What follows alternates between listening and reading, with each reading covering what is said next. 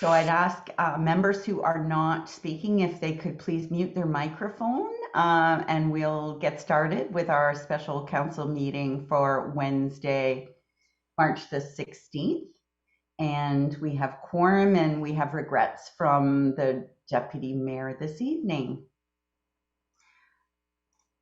So hello and welcome to this special council meeting. Please be advised that this meeting is being live streamed and will be audio and video recorded and shall form part of the record, which will be retained according to the town's retention bylaw.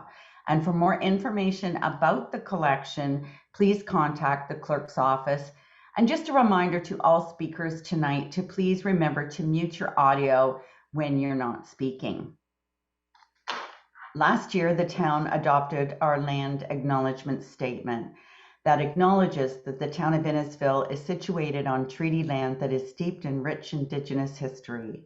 The town also acknowledges that this land is the traditional territories of the First Peoples of Turtle Island. It is shared between the Anishinaabe peoples of Beausoleil First Nation, Chippewas of Rama First Nation, and Chippewas of Georgina Island First Nation, and we thank them for their generations of stewardship. This meeting place is still the home to many Indigenous people, and as settlers, we are grateful for the opportunity to work on this land. The town acknowledges the forced sacrifices that are the foundation of Canadian society today. We are dedicated to honoring Indigenous history and culture and committed to moving forward in the spirit of reconciliation and respect with all First Nation, Métis, and Inuit peoples. So tonight we will start with a council workshop concerning the town of Innisfil's Civic Campus Master Plan, and then that's at 5:30, and then at 6:30 we will hear two proposed planning applications. So I will now turn it over to Manager of Planning, Mary Nordstrom, to introduce our speaker for this evening. Thank you, Your Worship, and thank you, council members. We're excited to be here tonight and share where we're at with the campus master plan following our targeted and extensive consultation to date. So Galen Pierce, our placemaker and planner, together with Max Fulhammer, our future planner, will be walking through the directions of the Civic Campus Master Plan, the first of its kind for our Civic Campus lands. Recognizing it as an important community hub today and tomorrow, and integrated with the recent announcement of the Rvh South Campus. So we're excited to share tonight and hear your feedback, comments, and questions on the direction of the campus master plan. So without further ado, I'll introduce and pass the virtual mic to Galen Pierce. I thank you very much, Galen and Mary, but I jumped the gun as usual. I was so excited to get going on this master plan. So I would now ask for Councillor Ices and Councillor Van Berkel to move and second that the contents of the special agenda for March 16th be approved as printed. And I don't think there's any agenda repair. Any comments or questions from members of staff, or members of council, any concerns? Seeing none, all those in favor? That is carried. I'll then ask if there's any disclosures of interest on this item this evening. Seeing none, I will then apologize for the interruption and go to Mr. Pierce.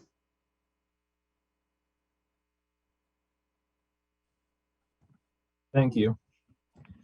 Good evening, Mayor, members of council, and members of the public here tonight. I'd like to start by thanking you for the opportunity to present face-to-face and share some of the work that we've been undertaking over the past about a year now. So in the next 25 minutes or so, 20 to 25 minutes or so, I'll be providing a brief summary of the project, an overview of existing and ongoing engagement to date. I'll summarize the preliminary goals put forward by staff in the report that you have before you. And I'm going to try to share some details on some of the most recent work that's actually ongoing. And I'll be actually passing the mic right away to Max Fulhammer who's our planning student, who would like to present some of the background information on our work. Thanks, Galen. And I'd also just like to echo Galen's sentiments as well, and how much of a pleasure and honor it is to present to everybody this evening. So we're first going to... I think I need permission to share my screen before we start as well. Galen, we can see the screen in front of us, so I don't know if who's got control, probably clerks, but if you just say next slide, I'm sure we'll move along that way. And welcome, Max. Thank you so much, and thank you to the clerk as well, who anticipated that perfectly. So we're just going to first take a look at what the Civic campus is. And as you can see by the map here, it really refers to the cluster of the town's administration, operations, major recreation, and partner community service facilities located on the northern side of the campus. Environmentally protected forest and wetland features can also be seen on this map in the southern section of the campus. And all these elements can be found within the solid black line there, which does show close to approximately 40 hectares of town-owned land, minus the land owned by Kempenfeld Bay School and Empower. The direction report provides a wider boundary, which can be seen on this slide, which incorporated some of the land surrounding the campus, including the Rvh site. What we are not doing here is implying future ownership of these lands, but rather flagging the opportunity for future collaboration with surrounding landowners for a couple different reasons. And these include addressing challenges of visitor movement between the future Rvh site and the campus across from Yonge Street, to recognize the importance of some lands for realizing municipally significant goals, and to fully address the servicing needs for the broader campus lands. Next slide, please. Thank you so much. This slide gives a little bit of a broader view of the campus's location in comparison to other features within the town. So as you can see here, the campus is centrally located between several key settlements and employment areas. Between the campus and these settlements or employment areas, you're looking at approximately a 40 to 60 minute walk, a 10 to 20 minute bike ride, or a 4 to 7 minute drive, or a drive with Innisfil's transit. And it is located, as you can see here, in a quite central location. I should also note that these can also be found within the staff report. And I would also regret not pointing out that the campus is near to some other major landmarks within Innisfil, including the Lovers Creek Swamp, Centennial Park at 10th Side Road and 7th Line, and the Orbit at 6th Line and Alcona's boundary. Next slide. So now that we know what the campus is, we can look at what the Civic Campus Master Plan is and what the need is for it. This includes defining and shaping the campus's sense of place, ensuring the campus develops in an efficient and orderly manner to ensure needs on infrastructure and facilities are accounted for through this planning process, and preserving valued resources, while also establishing a basis to support broader but necessary planning approvals. Overall, all these together will create a campus which accommodates future population and employment growth, implements official plan policies, and results in a fantastic destination. Next slide, please.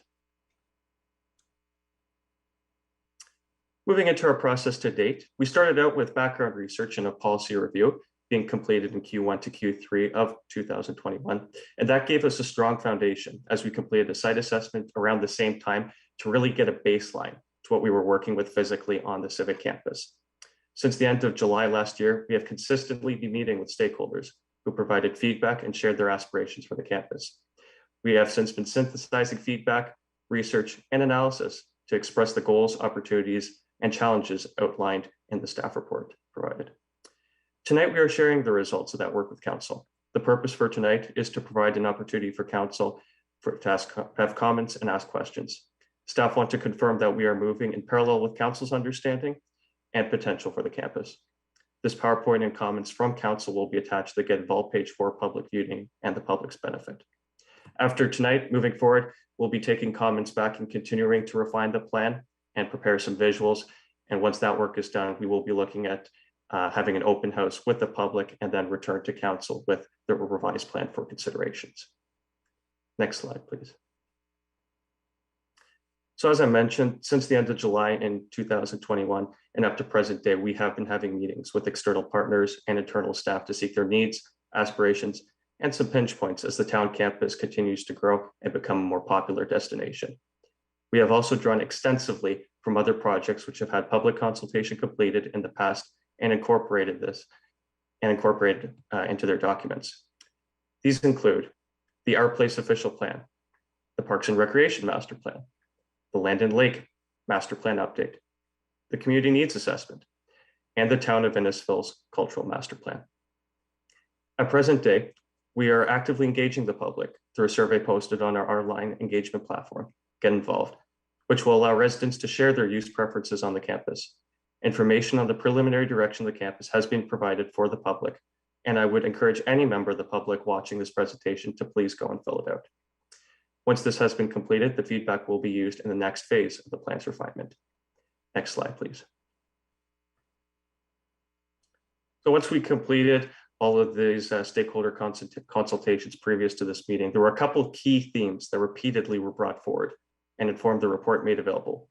These themes include diversifying outdoor and indoor recreational offerings to not only include a greater variety for town residents to enjoy, but to also make sure that the town is getting usage from these different activities on a year-round basis. Suggestions included tobogganing, cross-country skiing, hiking trails, and many more. Another theme that was brought forward was expanding community services and advancing the community hub concept. This is described in the official plan and would take the form of a building, which will be able to host a variety of new activities, such as community meeting rooms, office spaces, and a library. In terms of prioritizing cultural investments, some suggestions included indoor-outdoor theater, suitable space to host a variety of events, public art, and speak a little bit more to design, create a space which will provide an environment where people can be creative and enjoy the arts. Some of these may be also located in the community hub. And then finally, we also recognize the opportunity for economic development, especially with the Rvh South Campus being located across from Yonge Street. Planning staff working closely with stakeholders examined opportunities to locate ancillary medical services.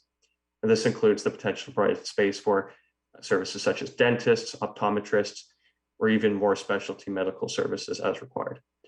Overall, this would promote employment, investment, and add services on campus, as well as services more broadly for Innisfil residents.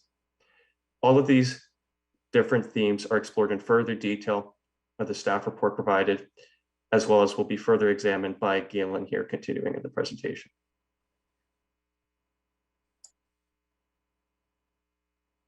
Thank you, Max. It was a great summary of the background work today and some of our consultations. So for the remainder of the presentation, I'm going to spend some time going through the plan goals and some of the figures that we included in the report itself. So we'll ask to go to the next slide. Drawing from our research, our policy review, and those 6 key themes, 6 overarching plan goals were developed. These 6 goals summarize staff's proposed direction, though there are numerous supporting and smaller scale interventions defined in detail within the report. First, and perhaps the biggest change proposed for the campus, is the proposal for a designated space be designated for professional medical offices, employment supportive uses, and future institutional partners to be developed in parallel with the Rvh South Campus in the formation of a health services and employment destination. Second, staff emphasized the importance of improved internal and external site connectivity improvements with a focus on active transportation and preparedness for future fixed route transit. Third, goal 3, we propose detailed design guidelines to shape the sense of place over time and to implement our vision for a prestigious and enduring institutional campus. Fourth, we propose taking greater advantage of the natural heritage resources on and around the campus through investments into conservation-based outdoor recreation. Fifth, we propose growing the campus as a community service and cultural hub. So over the next decade, I should say, transforming the campus into an even more active and vibrant community destination. And last, we view the campus as a potential site for municipal experimentation and leadership on climate adaptation, mitigation, and sustainable development. So what I'd like to do for the next handful of slides is to take a few minutes to explore and expand upon each of those goals with the assistance of some visuals to help communicate these ideas to council and public. Next slide, please.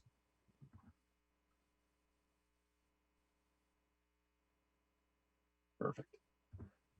For goal 1, staff recommend pursuing an economic employment district. So this is a growth plan designation, and it would permit employment uses close to the future Royal Victoria Health Centre South Campus site.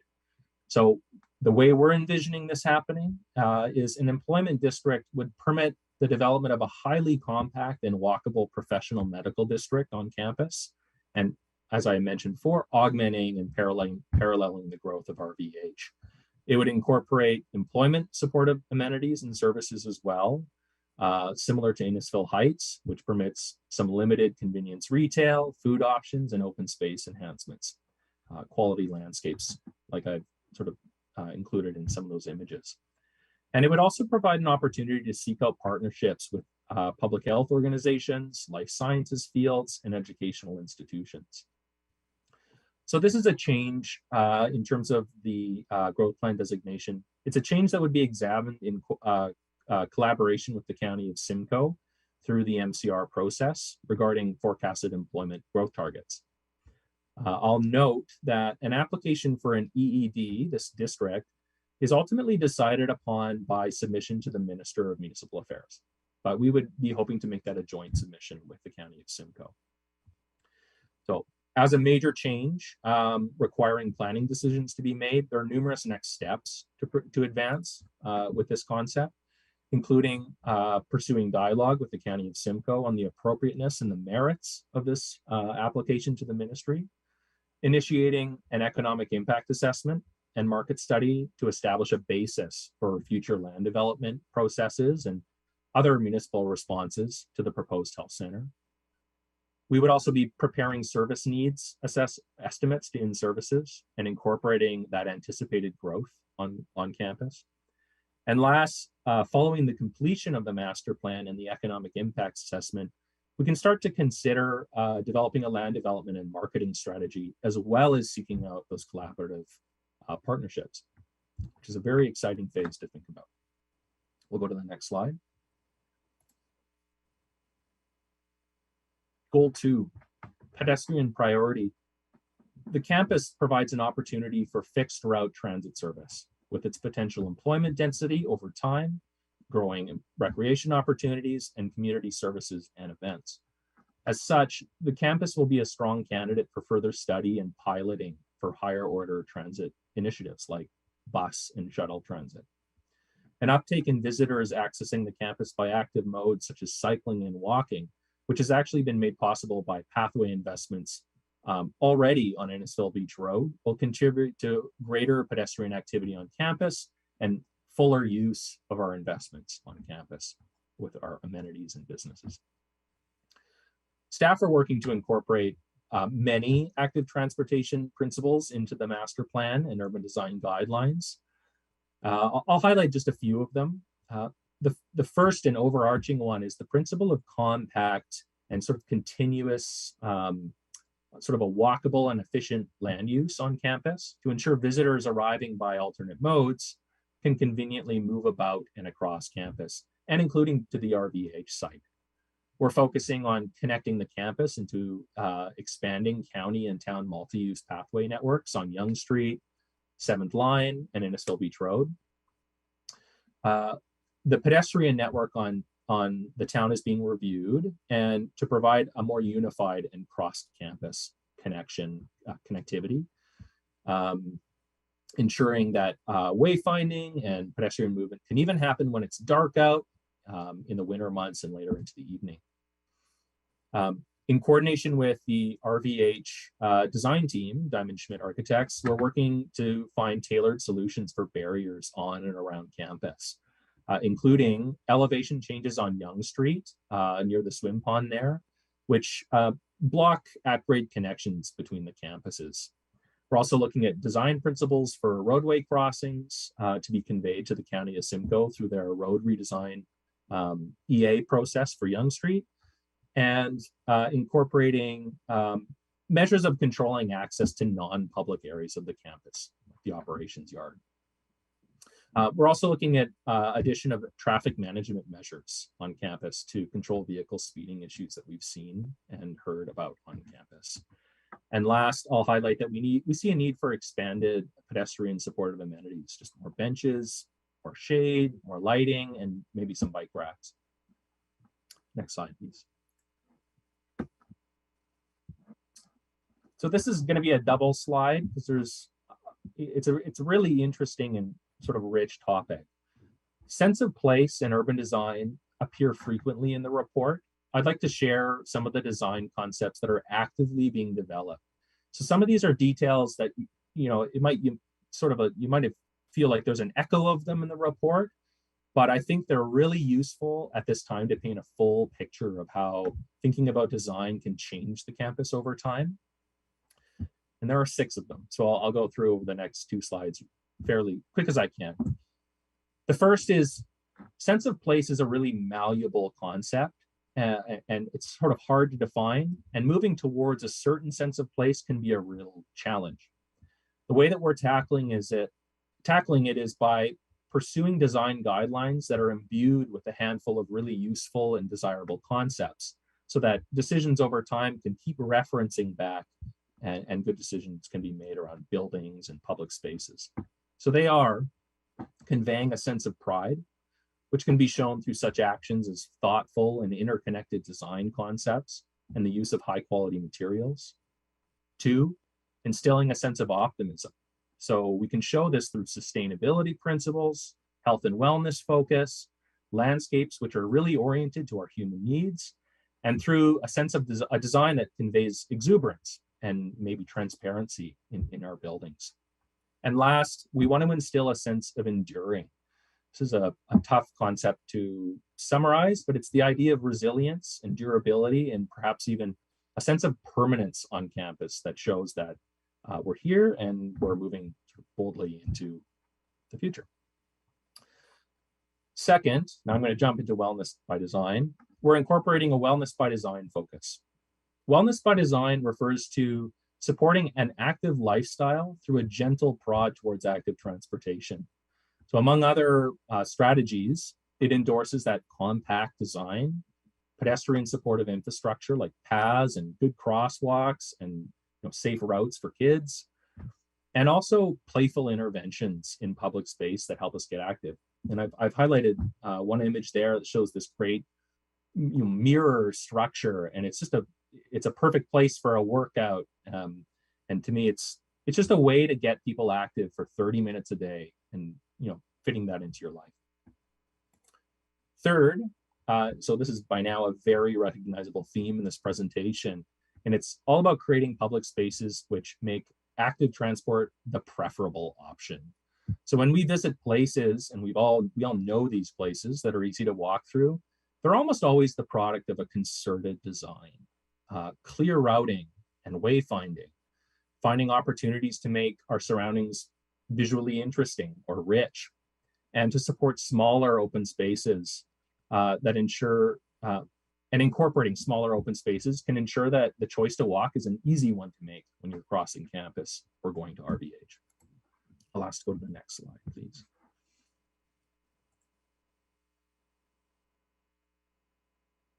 Perfect. Fourth, we argue for what's referred to as a mosaic of landscapes and open spaces. So this is the idea that landscapes are designed to meet human needs and better connect us with the buildings and natural features and amenities within and surrounding our campus. Smaller, generally, more diverse and more frequent, and purpose-built open spaces are what we're looking at proposing. Fifth, on public safety. So over time, the campus is going to become more and more well used throughout the week and over even greater portions of the day as employees are at the Rvh site or are on the EED site. We view this as a really natural and desirable evolution of the campus, and it's something that we can support through safe and welcoming environmental design. So one example that I like is encouraging a more transparent and active ground floor use of more glass, use of more doors, and putting community spaces right on that ground level, so that throughout the day and into the evening, where they overlook public spaces, they're going to be notably safer and more vibrant throughout the day. Other strategies include clear wayfinding, good lighting, crime prevention through design principles, and placemaking. And I think I included the great example of the illumination. That's a campus, I think, in the United States, I want to say. And I think the lights add a sense of place, but also it's drawing people there. You wouldn't feel worried walking through there to get to your car at the end of the night. And last, compactness and density, as we've been describing, brings a lot of benefits.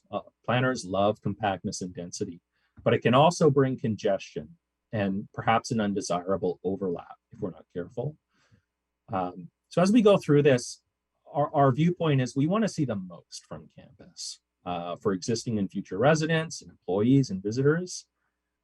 Design guidance can help ensure that the busiest and most public elements of the campus are turned away from those that need to be quieter, less public, and more inwardly focused.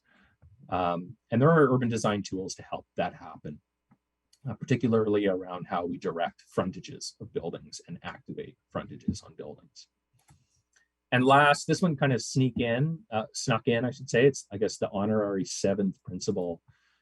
And the way I see this is perhaps it's meant to ensure that we avoid an overly orderly or bland campus image. The Our Place official plan reminds us that we need to return to the experimental spirit of placemaking. Staff proposed the use of unconventional approaches to activate public space through the arts and interconnected buildings, landscapes, and also a focus on site level, building level interventions. This is something that's being actively developed, but integration with the town's culture master plan and public art policy will be instrumental to making that happen, and reminding ourselves to be creative as we create order and a clear image for campus. Okay, we'll go to the next slide. So I give a little extra time to go through because the urban design guidelines are going to be a really instrumental element of this plan. Goal 4, it refers to an emphasis on those conservation-based recreation areas. This is primarily within lands that are EP zoned within, and we've highlighted them around campus as well. I've shown an excerpt of that campus land use map, which shows the green areas. So this is where some of those ideas could be put into play. Conservation-based recreation refers to the combined works of land stewardship, but also passive recreation. And it's a strategy that's perhaps similar to some of the conservation area recreation tracks in other municipalities within, they're quite common in York region, and I think there's a few actually in the county of Simcoe, and they're often developed in partnership with conservation authorities.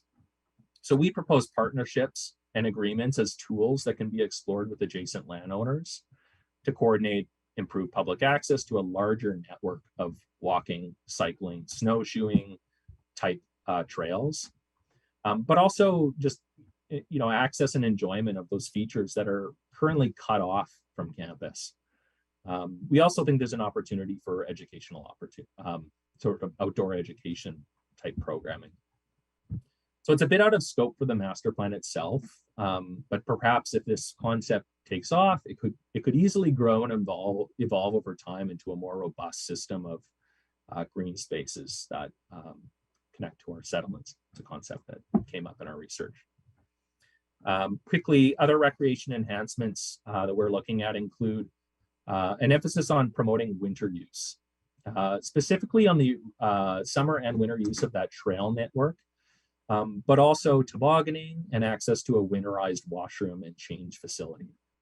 We're also working on incorporating some traditional larger scale grassed open space on campus, sort of a traditional park. And on this view, staff have been working with the Rotary Club, who have in past years developed detailed plans for a potential trail network in the south part of the campus. And they've shared many ideas for what they think would be a great public park on campus near the IRC. I'll sort of flag it as just east of InPower and In Services there. Next slide, please. So you've heard a bit about this concept. I'll try not to reiterate too much. Staff advance in the report a proposal to expand community service and cultural facilities on campus. It's really about growing what we already have and more firmly implanting the campus as a hub and a place where culture happens. So this master plan is closely tied to a lot of our walkability ideas in that the campus is envisioned as a place of continuous community activity, small and large gatherings, visitors for employment reasons, or visitors for community and health service related visits. Over time, this change will take place over time, and as employment density grows, expanded public facilities like libraries and multi-use community spaces are introduced. Residents will also be able to access new recreational assets throughout the year, and visitors are going to be accessing medical services on campus. So in short, we're talking about more and more reasons to come to campus. And with that activity comes the possibility of creating kind of spontaneous cultural programming and moments. What's important is, in our mind, is that we find ways to be as inclusive of different reasons to be on campus as we can, and find ways to balance that and make them as compatible as possible. So the key thrust of the expansion of community services and cultural services on campus is the formation of a community hub building or maybe set of buildings containing flexible multi-use community room space, the proposed town campus library, which is described in the ongoing work with the library master plan, a large indoor/outdoor performance space. There's been discussions with economic development in incorporating a business incubation DMZ type office space, and we suggest perhaps with a growing medical innovation focus over time. And then complementary adjacent outdoor community space, green space that can connect with buildings and create that seamless experience. So our recommendations here are informed by the culture master plan primarily, but I think it'll be continued to be refined through the facilities master plan, which is ongoing. From a strictly planning perspective, and this is a point maybe I'm reiterating, but being located centrally between those settlement areas, and also having bus transit nearby, active transportation infrastructure nearby, and being a flat fare transit destination, we think it's a pretty competitive site for the placement of some of those larger facilities. Next slide. And the last goal that I'll be speaking to on our municipal climate change response. So the infrastructure decisions that we're making now will be affected by the physical impacts of climate change, but it's also going to impact our resilience to those impacts. The community strategic plan describes, in my view, a very ambitious path for this community. It's defined by a pursuit of balance between human growth and prosperity, but also an imperative to conserve, to lead as municipal stewards, and to operate within the carrying capacity of our environmental systems, our forests, our lakes. We envision the campus as a focal point for a bold municipal strategy on sustainability, with interventions ranging from district energy, microgrid, sustainable energy production, salt reduction, use of new LID technologies, exploring certifications for infrastructure and building performance standards like LEED or Envision, and sustainable waste management practices. The physical master plan itself, which is the plan that shows how we want to build and where we want to build, it's also based on land use principles known to assist in municipal energy use. So when we talk about dense and efficient and continuous built form, we're actually supporting energy reduction through walking, use of viability for public transit, and also very impactful climate change adaptation strategies.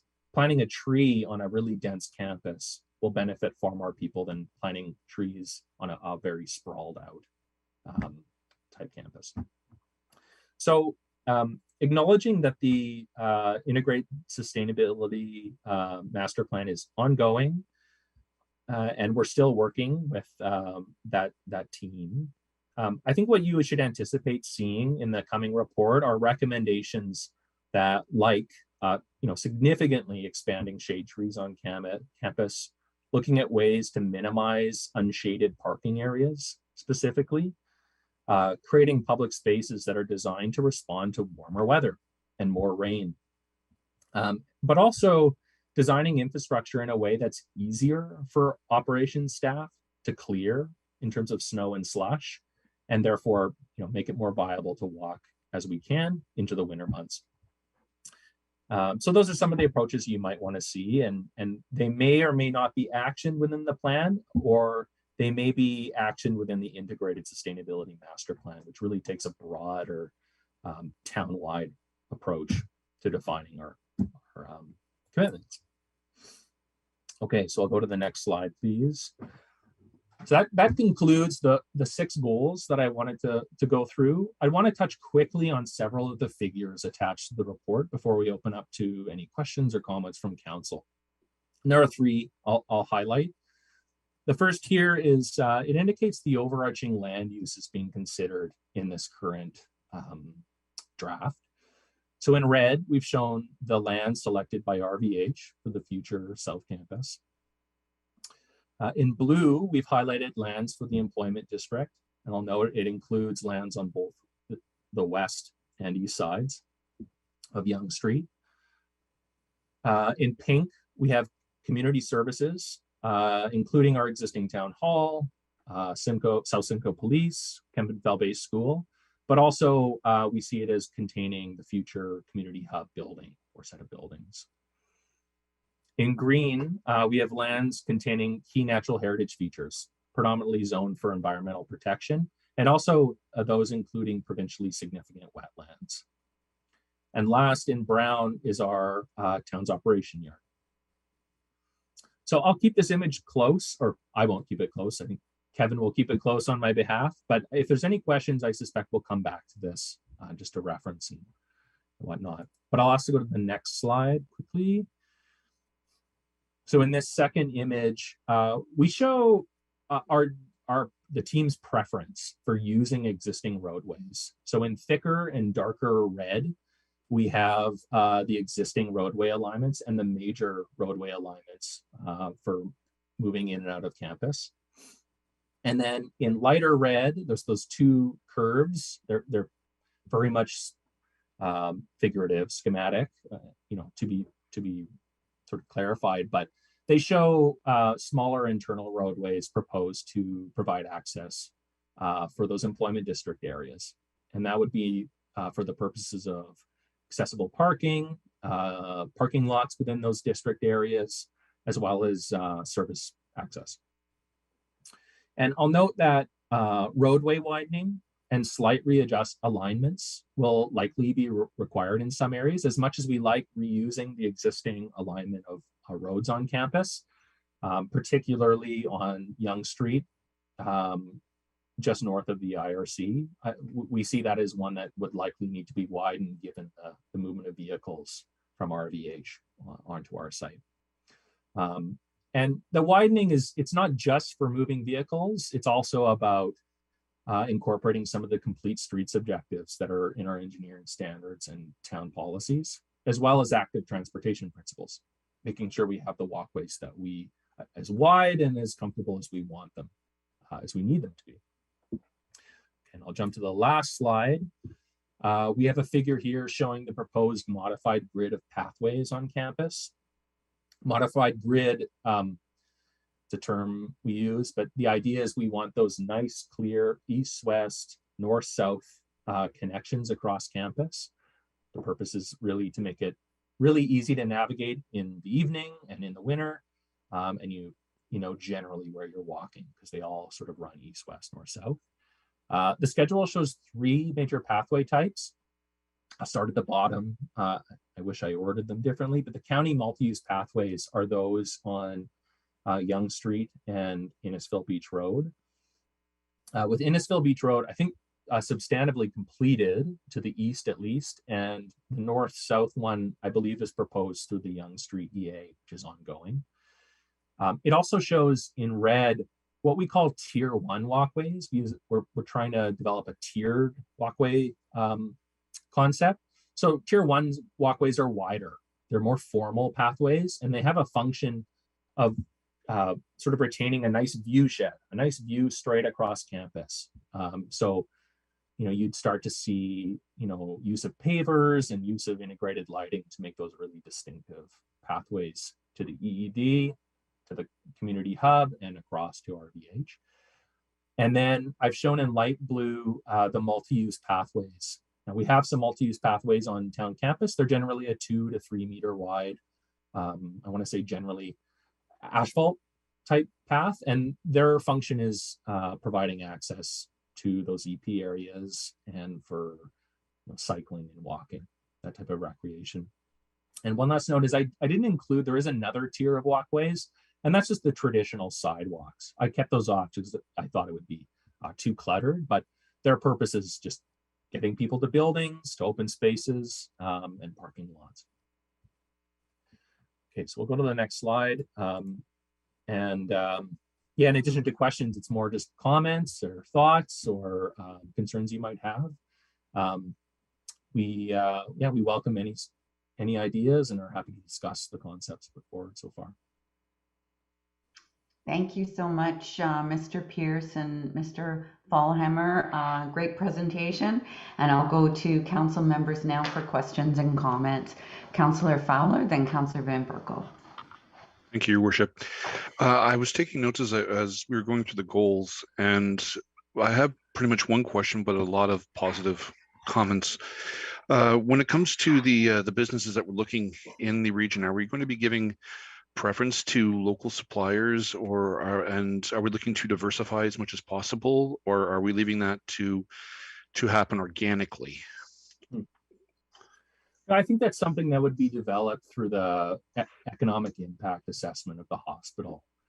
Something we noted in our research is a lot of municipalities, you know, Oakville's, the St. Catharines, who have developed hospitals recently, they sort of led the redevelopment of those districts with an assessment of the market. And I think that work informed the land use planning that went into it. In terms of attracting sort of local suppliers, that might be something that could be explored through a council policy, or perhaps through the sort of land development strategy that we land upon at the outset of that study.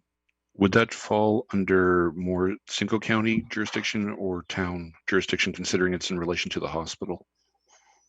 Maybe I'll turn that to Mary. Yeah, and in terms of the use of local trades, our Rvh process will be going through their own sort of site plan, their site plan process, and any economic development buildings that are supported and pursued on town campus would be on town land. So there'd be a sort of a opportunity for different, depending on where they're located, but we are working collaboratively with Rvh and setting forward, you know, good sustainability and design principles, and the use of local trades is and materials are very much within those sustainability principles that we're working collectively towards. So that's something that we can certainly capture through this master plan to help inform those decisions on whether it's town land or Rvh land or other lands on the campus. But yeah, good question. Thank you.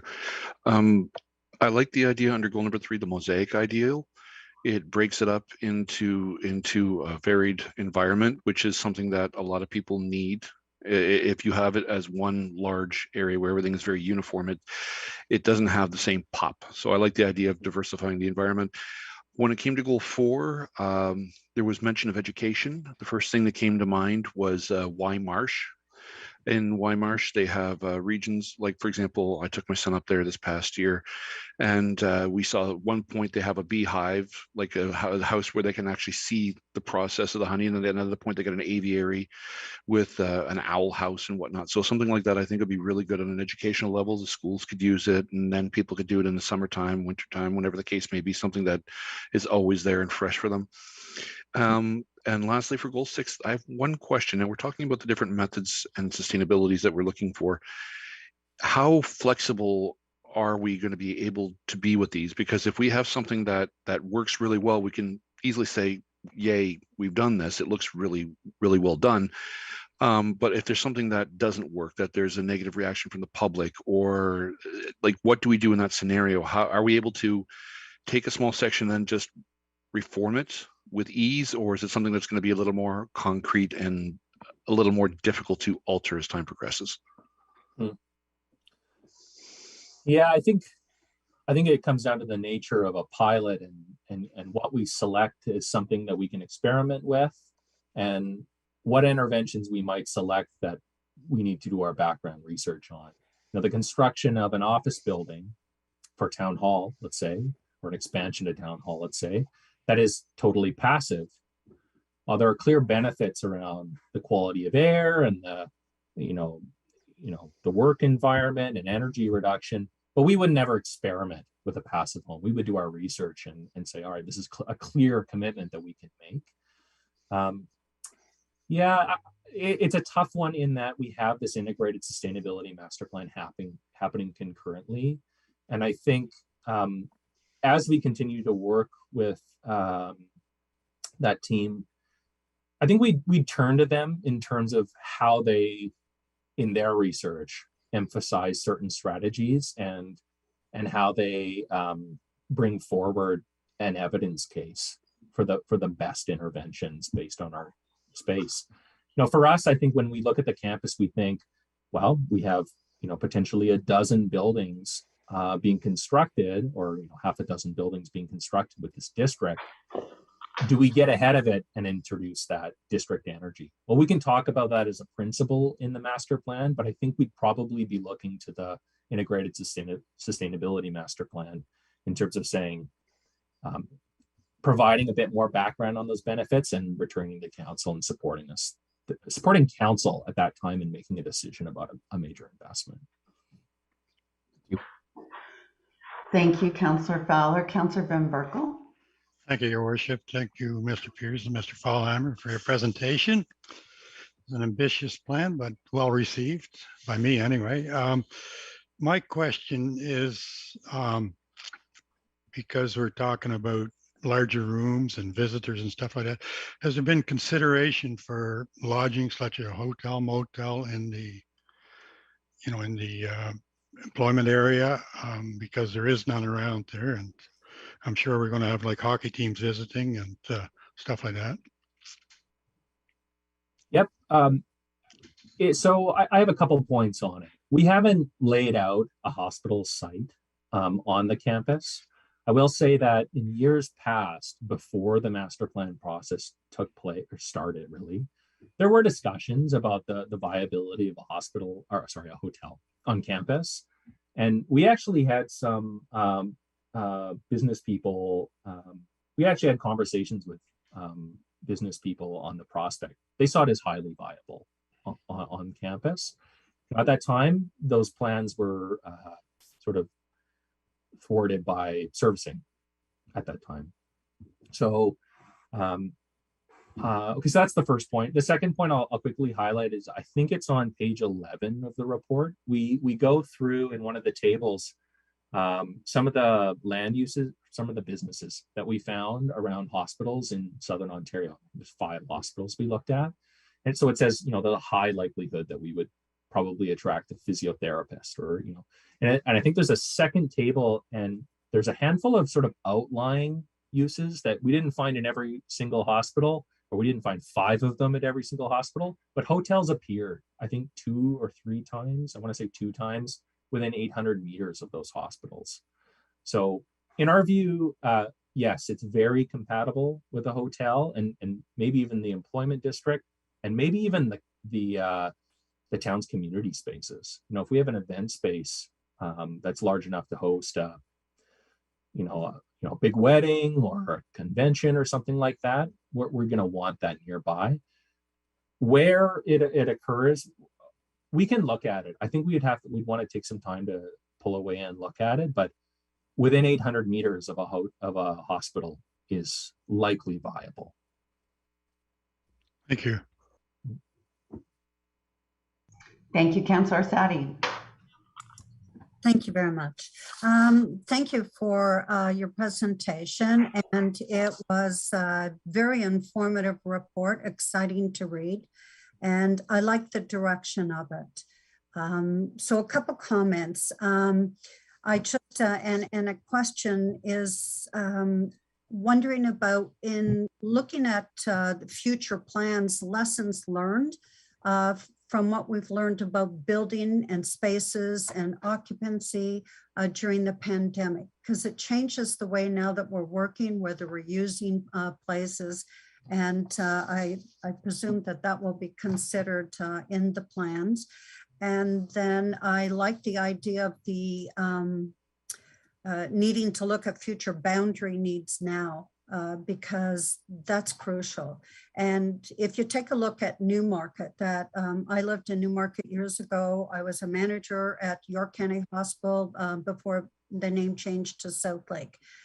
Smaller hospital, a lot of little houses around it, small businesses, and then all of a sudden the hospital has growth and expands, and you need to take a look at that surrounding space. Then it was trying to find the buildings that could meet the needs of the expansion and the healthcare. So I think it's wise to look at those boundaries and how they'll be used in the future. Also, from having my memory, and anyone that's been in Innisfil for a long time, or probably Councillor Van Berkel remember all this, the Summerfest events that were held down at Innisfil Beach Park. So there would be concerts, and the sound from those concerts at nighttime. I live over near Lakeside Retirement, Innisfil Beach Road, St. John's. At nighttime, I could hear the concerts perfectly from my home. So I think the one thing that you need to take into consideration too, I think it's key to have this civic campus that offers cultural and multicultural events. But I think when you need to have some caution with outdoor concerts, especially with the hospital across the street, because that sound carries. And if you're a patient and you're trying to sleep, that hospital is going to be getting a lot of complaints. And it may seem silly, but it does carry. Just that I really like the keeping of the natural areas. I think that is so important for our health, and you speak about that in the report, and just continuing with that, the importance of the walking paths, the treat areas around parking, because residents will continually tell us that they want to see more forested, naturalized areas. And I'm going to let Councillor Waters address any environmental issues because he'll certainly be able to handle that one a little bit better than me. But thank you very much. I look forward to, input coming back and to the future report to council. Thank you. Thank you, Councillor Sadi. Councillor Ices. Thank you, Your Worship. And I'd like to thank staff for a very engaging report. It covered a lot of different concepts, and it's really interesting to be in at this visioning stage, what we want to see for our community. So maybe some of my questions might be a little more detail oriented, and it hasn't been thought out yet. When it comes to the economic employment district, I didn't see anything in the report of what the format for hosting those businesses would be. I think we're probably in quite a bit different situation than most new hospitals, where we actually own the land where the proposed development will be. is this a concept where it would be similar to what the town has done at the Risardo Center, where the town put all the costs into the buildings and essentially became a landlord and had to manage that? Or is it something different? I wonder if you could shed some light on the actual business concept of this this district. So certainly we want to,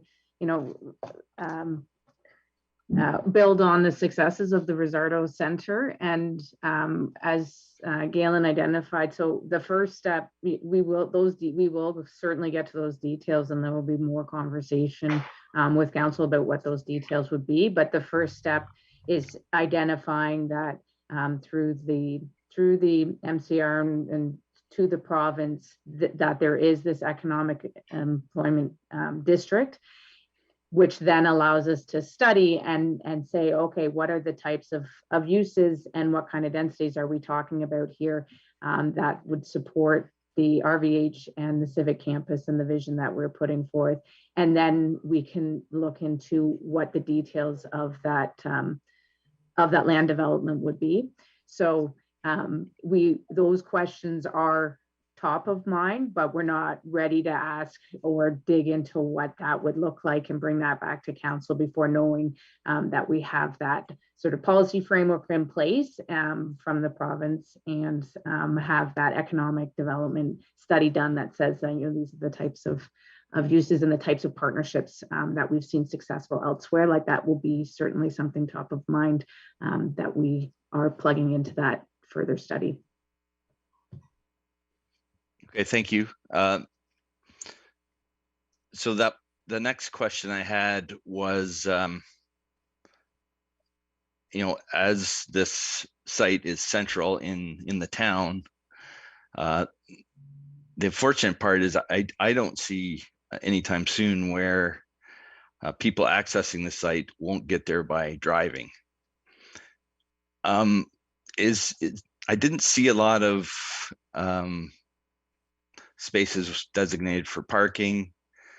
I'm just wondering if there's some thought about how you're going to handle parking. I seen where the roads were projected to go, but maybe some comments on how many cars we would expect and where they would go. Mr. Pierce, I'm going to get you to answer that question, but I'm just going to interrupt for a second. It is almost 6:30, and so anyone that's joining us at 6:30 for the public meeting, I just wanted to let you know we're just most of the way through a workshop that started at 5:30. So if you could bear with us for just a few minutes while we finish that up. If the conversation goes on too long, we'll possibly have to pause the workshop and go into the public meeting and then come out again. But if you could just be patient with us for a little while longer. I'll try to answer quickly as I can. So we have looked at some parking numbers. So when we did that review of the types of businesses that we see around hospitals, we use that information and our understanding of the size of the future health center at RVH to get an estimate of the amount of floor area that we would expect to see, or at least a rough area. And from that, we can apply our current medical office standards or convenience store standards to extrapolate an amount of parking. So we have looked at it. We didn't incorporate it in the land use images. I think we sort of set aside, we envision that happening both in that north quadrant with smaller lots, integrated smaller lots and accessible parking, and a larger lot connected to the south campus, or sorry, the South IRC parking lot just west of it. And I think I hesitate throwing a number out because I might be misremembering it, but we're talking about the order of creating another of those South Campus parking lot, South IRC parking lot again, maybe that plus a little bit, and spreading that within those smaller lots and maybe a larger centralized lot. The other thing we're looking at is, and this is why I'm going to hold back a little, is until we have that economic assessment done and we have that market analysis done for what's going to be most viable, it's hard for us to really say with certainty what those parking needs are going to be. And it's also hard for us to say whether underground parking or structured parking is going to be made viable based on the land values. So once we know that, we can say, you know, we can start to expect structured parking, and that can significantly reduce the area, both for surface parking, but expanding area for employment uses. So that's the caveat I want to throw out there, but we have looked at it, and it fits with surface parking, I should say. Thank you. Just one more question, and that has to do with the goal of, you know, expanded recreation for the town, and you know, the importance of that. And I definitely would agree that you know, we want to have a healthy community. The report talked a little bit about you know, private partnerships with landowners to expand a network for outdoor recreation. And you know, in one of the maps in the report, it shows a natural heritage system that you might suggest where those trails could go. There are pretty large concerns from the agricultural community about that. In the MCR process, the natural heritage mapping system, there's a real concern about how does agriculture mix with these natural heritage designations. And you can imagine if you throw a cross-country ski path through it.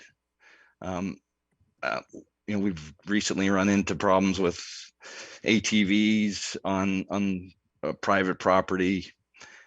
You know, it sounds great in practice, but there's just a lot of concerns, and I can see a lot of problems with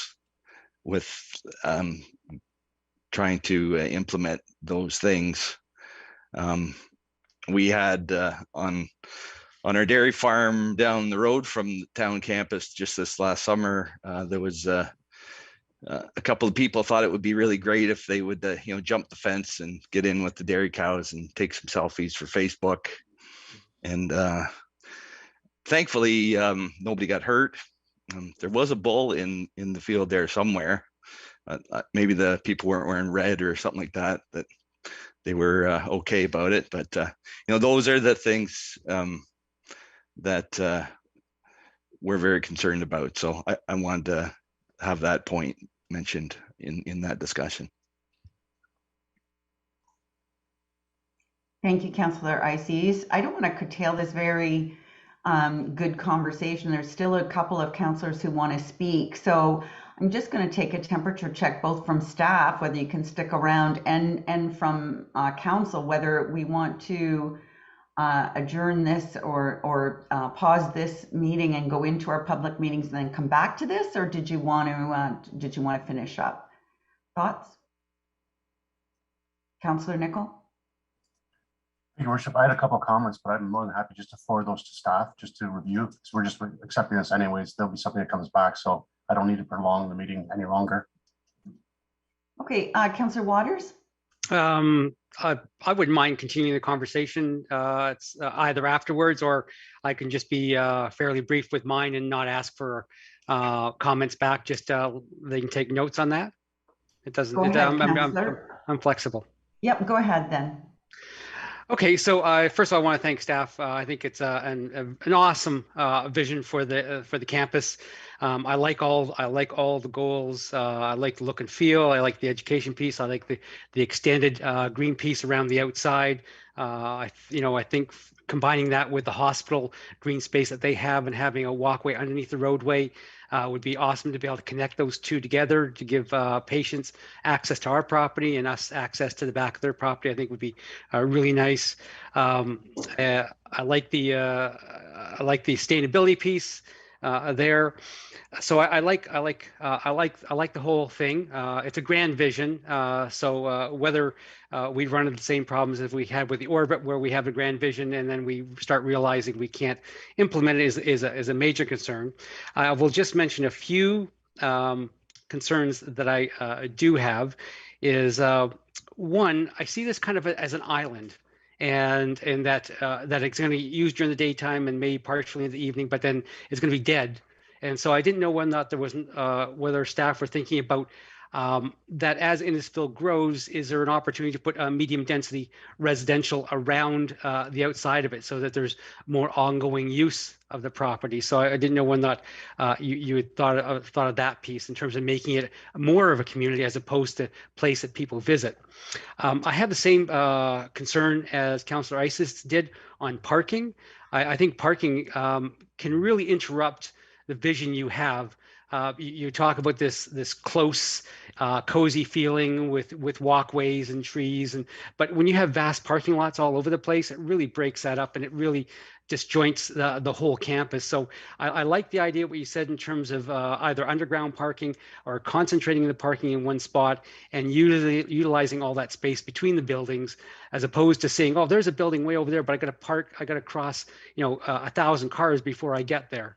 So I have the same concerns as Councillor Ices did on the parking piece. I think we really need to fix that to get this look and feel that you're talking about.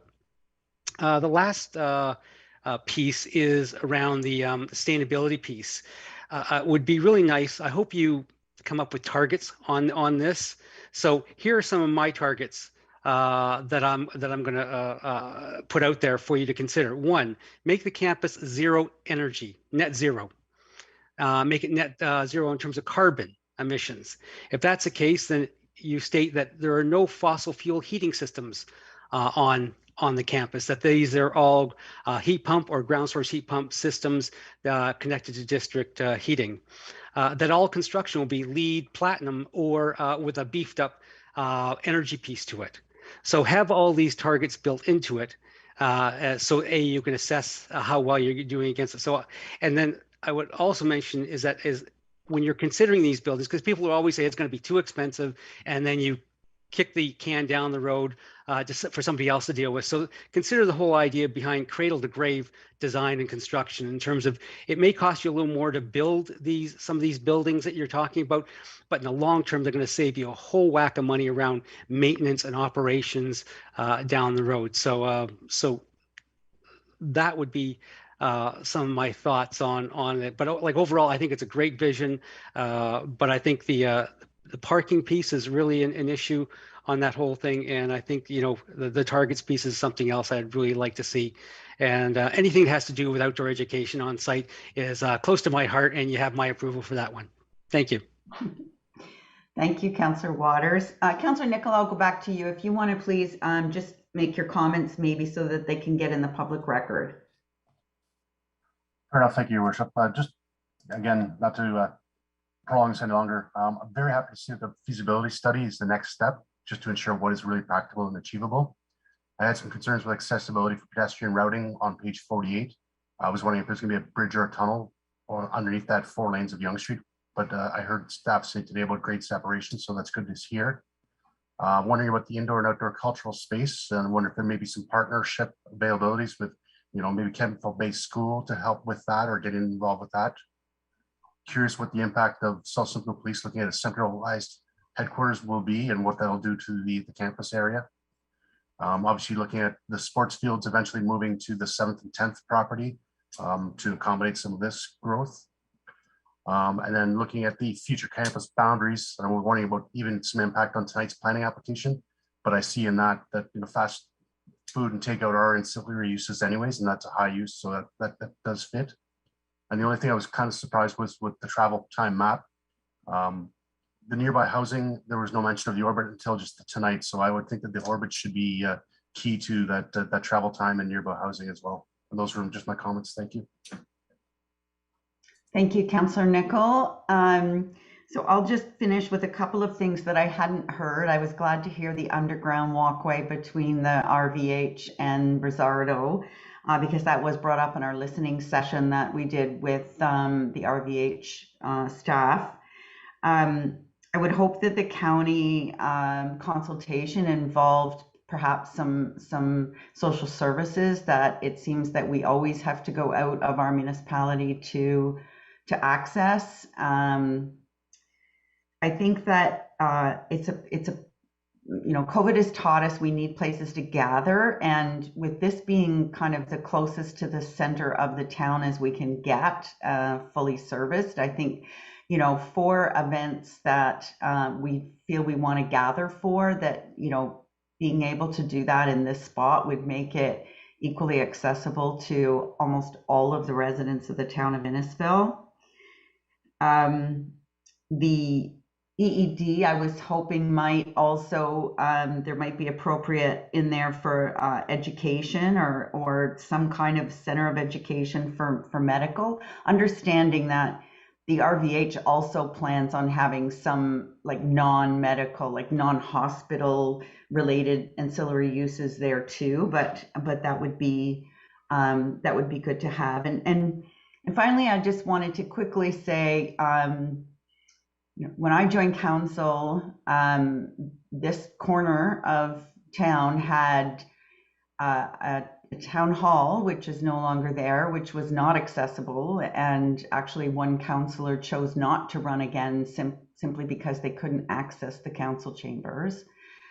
A adult entertainment restaurant, a very old, decrepit public works yard that had a number of rodents in it.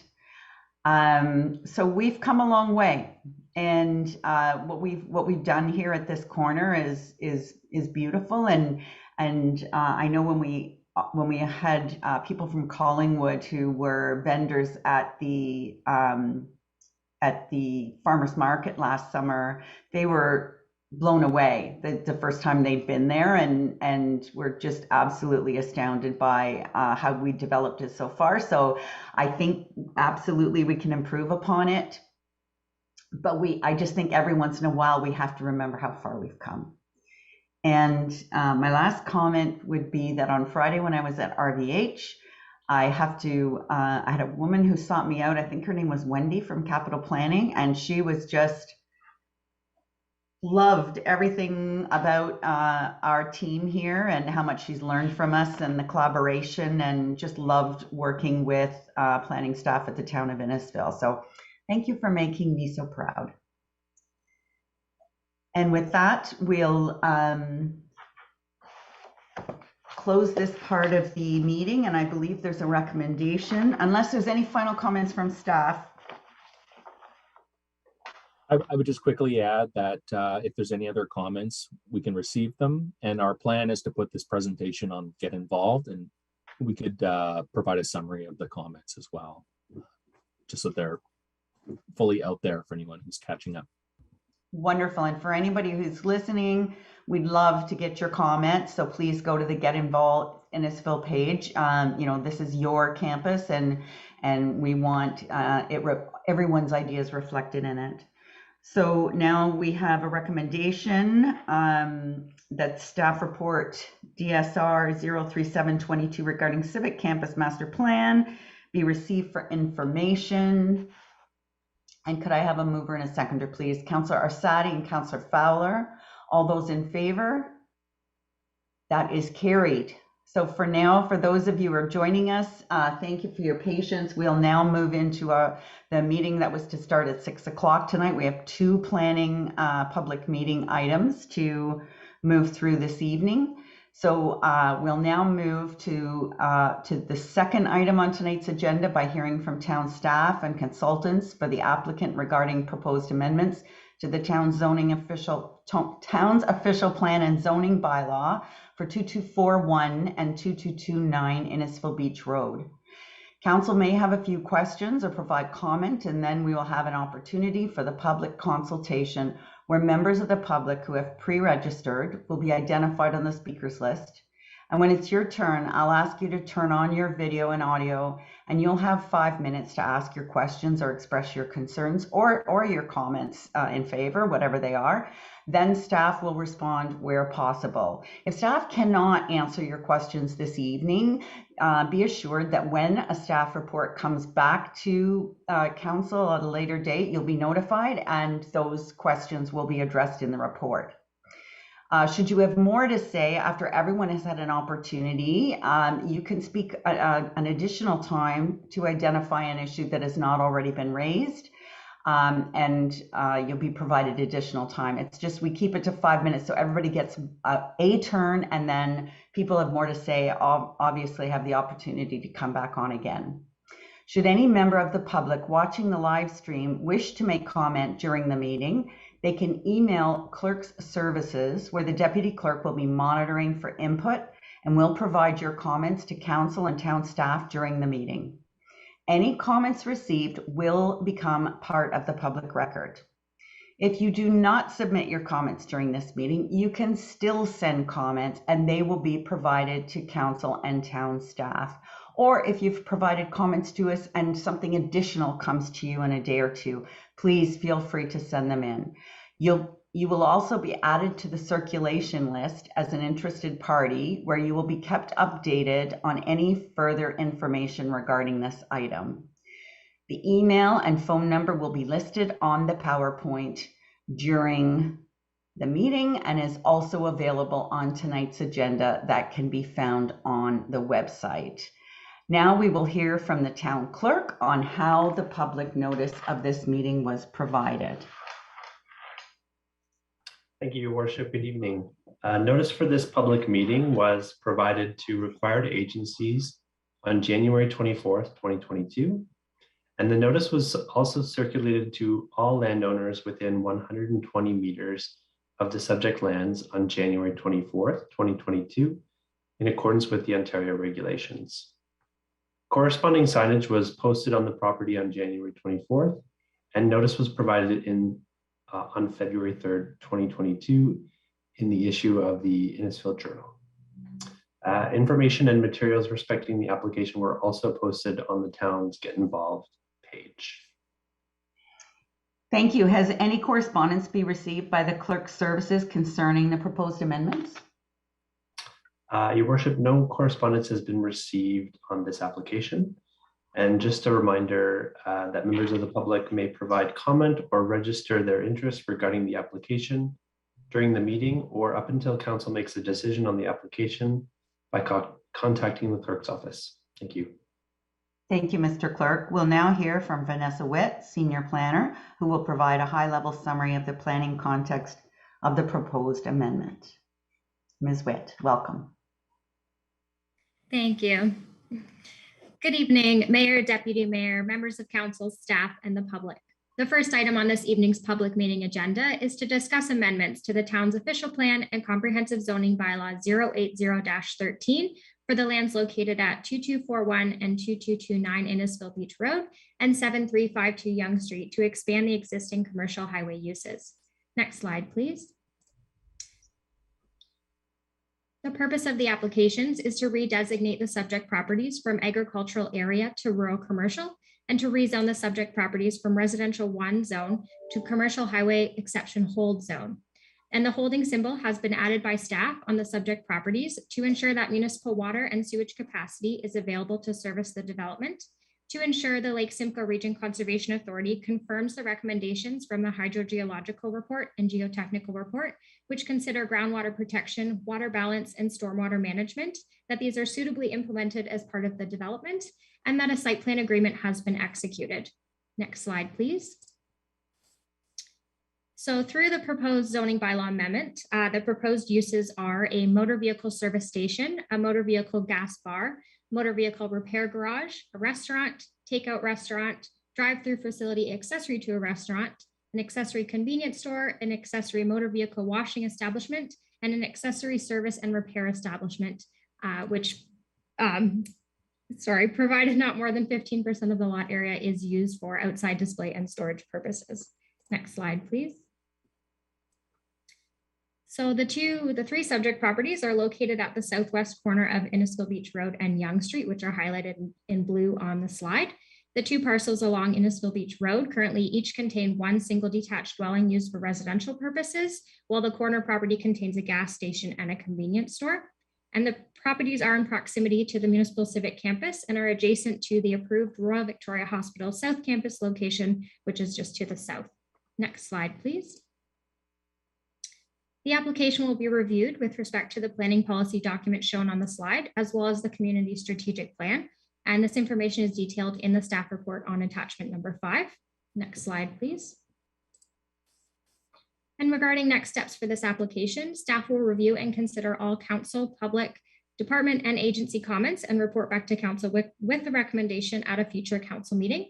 Notice will be provided to all who requested notification or submitted written correspondence. And staff note that if the official plan amendment is adopted by town council and approved by the county of Simcoe, and the zoning bylaw amendment is approved by town council, a subsequent site plan control process will be required to facilitate and regulate the proposed development under section 41 of the Planning Act. And so far, we have heard from 2 members of the public who were seeking further details on this proposal. And following this presentation, the applicant will provide further details as part of their presentation. Next slide, please. Town staff are present tonight to answer any questions that council or members of the public may have. And if any questions or comments arise after the meeting, feel free to reach out to myself or provide your comments on the town's Get Involved website, which can be accessed using the QR code on the screen. Thank you. Thank you, Ms. Witt. We'll now hear from Gary Bell, Consulting Planning Partner with Brumwell and Associates Incorporated, concerning the proposed amendment. Good evening, Mayor Dolan, Council, and public. I'm pleased to present at this public meeting on behalf of Brad Cook, the owner of the land at the corner. Brad has been the longtime owner and previously the operator of the gas station at the corner. And on screen, you see an aerial photo of the land. In red now is the land that is already in use for highway commercial uses in the gas station there. The blue is the land of the 2 residences on Innisfil Beach Road. And Vanessa Witt has given you a good description of the proposed OPA and zoning. I won't repeat. Next, please.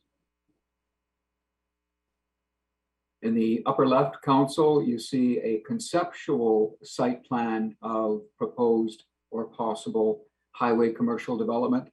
In the upper right corner is the existing gas station. And to the left of that, conceptually, a proposed restaurant with a drive-through, and behind that is a car wash, drive-through car wash. And also on the property ultimately could be another further restaurant with a drive-through.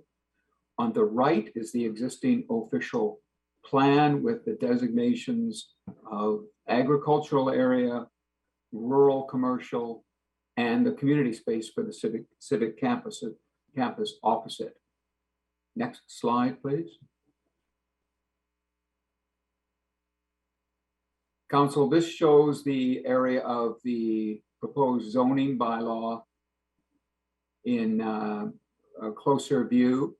The site is now zoned in the corner, CH8, Highway Commercial 8 and 9, with a restricted set of uses, basically being highway commercial uses, restaurants, and the gas station. The hatched area are the 2 residential lots to be rezoned also to commercial highway. And as Vanessa described, the staff are proposing one zone overall to make sense of the entire Cook commercial corner. Next, please.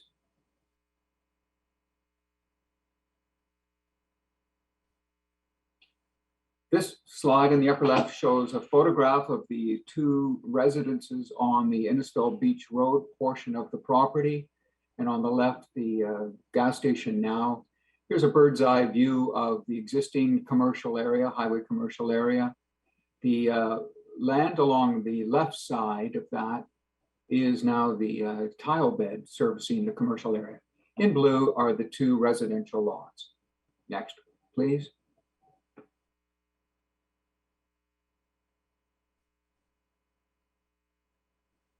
Council, your staff required a number of studies and investigations for a complete development here. And these reports have been prepared, the planning justification report by myself, and it did a thorough policy review of the provincial policy statement, the growth plan, the Simcoe County official plan.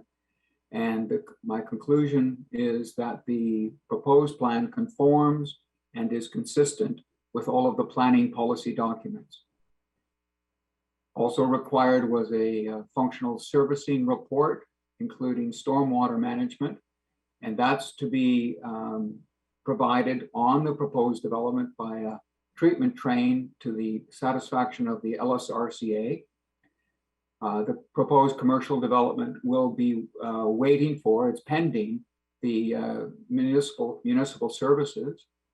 Pipes are already constructed to the property, and Mr. Cook made arrangements a number of years ago for the extension of actual sewer and water services. However, of course, the allocation is to come through in-services when the infrastructure is fully loaded. The traffic impact brief was also required for the development, and there will be good and sufficient access and parking circulation throughout the property or for this commercial development. Next, please. Also required was a site plan to show the conceptual development. And Mr. Cook retained the services of Salter Pilon so that the site plan was properly architecturally done. And that firm also provided a brief to discuss and describe how the project enhanced placemaking, which has been very important even tonight, as we've heard. And they've concluded that the development will complement and enhance the existing neighborhood around the Civic campus and provide an appropriate, convenient service to those who work, play, and commute between the settlements and the area. Council also prepared was a tree inventory and an assessment and compensation plan by Landmark, preparing for actual development of the site, and they provided recommendations. Next, please. This is the area of the official plan amendment. In fact, the entire area shown in blue and hatching, in discussions with the town planning staff, would be the area proposed to be designated rural commercial. And the effect of that would be to facilitate the expansion of the existing highway commercial development, serving the traveling public at this very significant intersection. Next, please.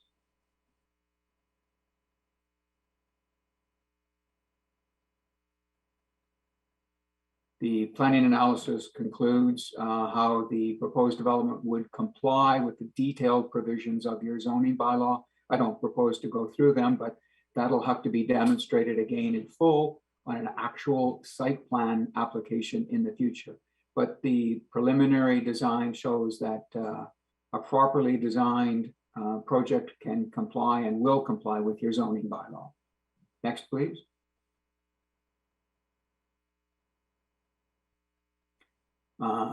Ms. Witt described in detail the proposed zone, and the uses are repeated here, together with the hold for confirmation of LSRCA satisfaction, and of course a site plan agreement. Next, please.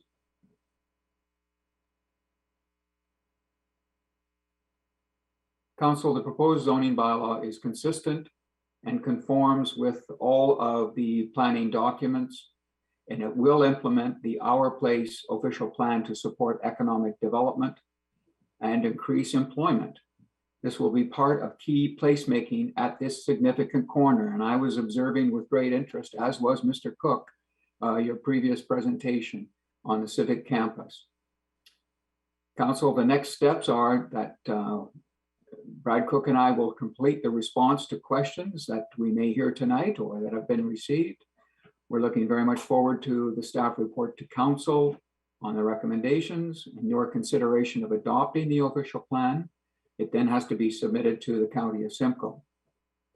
We're looking forward to your town submissions on the Simcoe County Municipal Comprehensive Review regarding the revisions to the agricultural area at this corner, because that's quite important and will facilitate the approval of this official plan amendment for a greater rural commercial area at this corner. The county will review for approval of the official plan amendment. Then there's waiting for the town servicing capacity to be established for lifting the hold, and an actual site plan approval application for commercial development. So in council in summary, this is a project by proposal by Mr. Cook that is a bit ahead of its time, but hearing things tonight, he's leading an advance to serve the traveling public to and from Alcona and your Civic campus. I'd be pleased to answer any questions, and thank you. Thank you, Mr. Bell. I apologize. My notes tonight said Brumwell and Associates, and I thought, what happened to Skelton? But I see it's still Skelton, Brumwell and Associates. Yes. So I'll go to council now. Questions or comments from members of council? Councillor Ices. Thank you, Worship. I agree that this is a well-needed change in our official plan to accommodate the services that we will need in this area. The one question I had, based on some experiences we had in Stroud with the Tim Hortons that is there, and that's accommodating the traffic that peaks at certain times of the day. I noticed in the plan there, we had a double lane going to the drive-through. I'm wondering if traffic impact studies addressed some of the concerns of customers queuing up on the road. This is a very busy road, as we all know, and we really want to design it so that that doesn't happen. It happens often in Stroud, and it's a real, it's a safety issue at its first, and it's also something that we want to have designed properly. So I look forward to comments on that. Thank you, Councillor. And other questions or comments from Council? Councillor Van Berkel and then Councillor Waters. Thank you, Your Worship. I also think that that's an appropriate corner to be rezoned for commercial, but I agree with Councillor Ices. The same thing occurs on the 8th line and St. John's. You know, we're going through the drive-through at peak hours. Often it's lined up on the road and you can't get through. So it is a concern. It needs to be properly done and properly looked at. Other than that, I think it's a perfect corner for that type of commercial. Thank you. Councillor Waters. I'm going to repeat the same concern that Councillor Van Berkel has and Councillor Ices about the access to that site. Like it's you know, it's a perfect site for commercial. It's, you know, it's already part of the way there. So I just wondered whether or not having two access points, one to, you know, I'm thinking it's going to be Tim Hortons, but I could be wrong. And then the gas bar itself. I just wondered whether or not if there was only access from the gas bar, and then it would have a much longer lane along that paralleled the road, and then came into the might be an option for them, so it keeps it off the road, because I have similar concerns because I see the 8th line St. John's site all the time, and there's always backup, and that's a very, very busy road. You don't want to have that on the 8th line at that intersection right there. The other comment I'll make is that it would be nice if the developer had some conversations with Rvh in terms of what their plans are for their site, to see whether or not there's any opportunities for a back access from the Rvh site, either through a walkway trail to there, or a car access to that site from the backside. So an opportunity there to maybe collaborate a little bit with the other development that's going on there, and that hopefully that the site will blend in in with the RVH site and enhance that site as opposed to, being developed completely disjointly from the RVH site. So they're my comments. Thank you. Thank you, Councillor. Any other questions or comments? Councillor Orsatti? Thank you. I'm just going to build on the other ones again with the flow of traffic and the safety concern.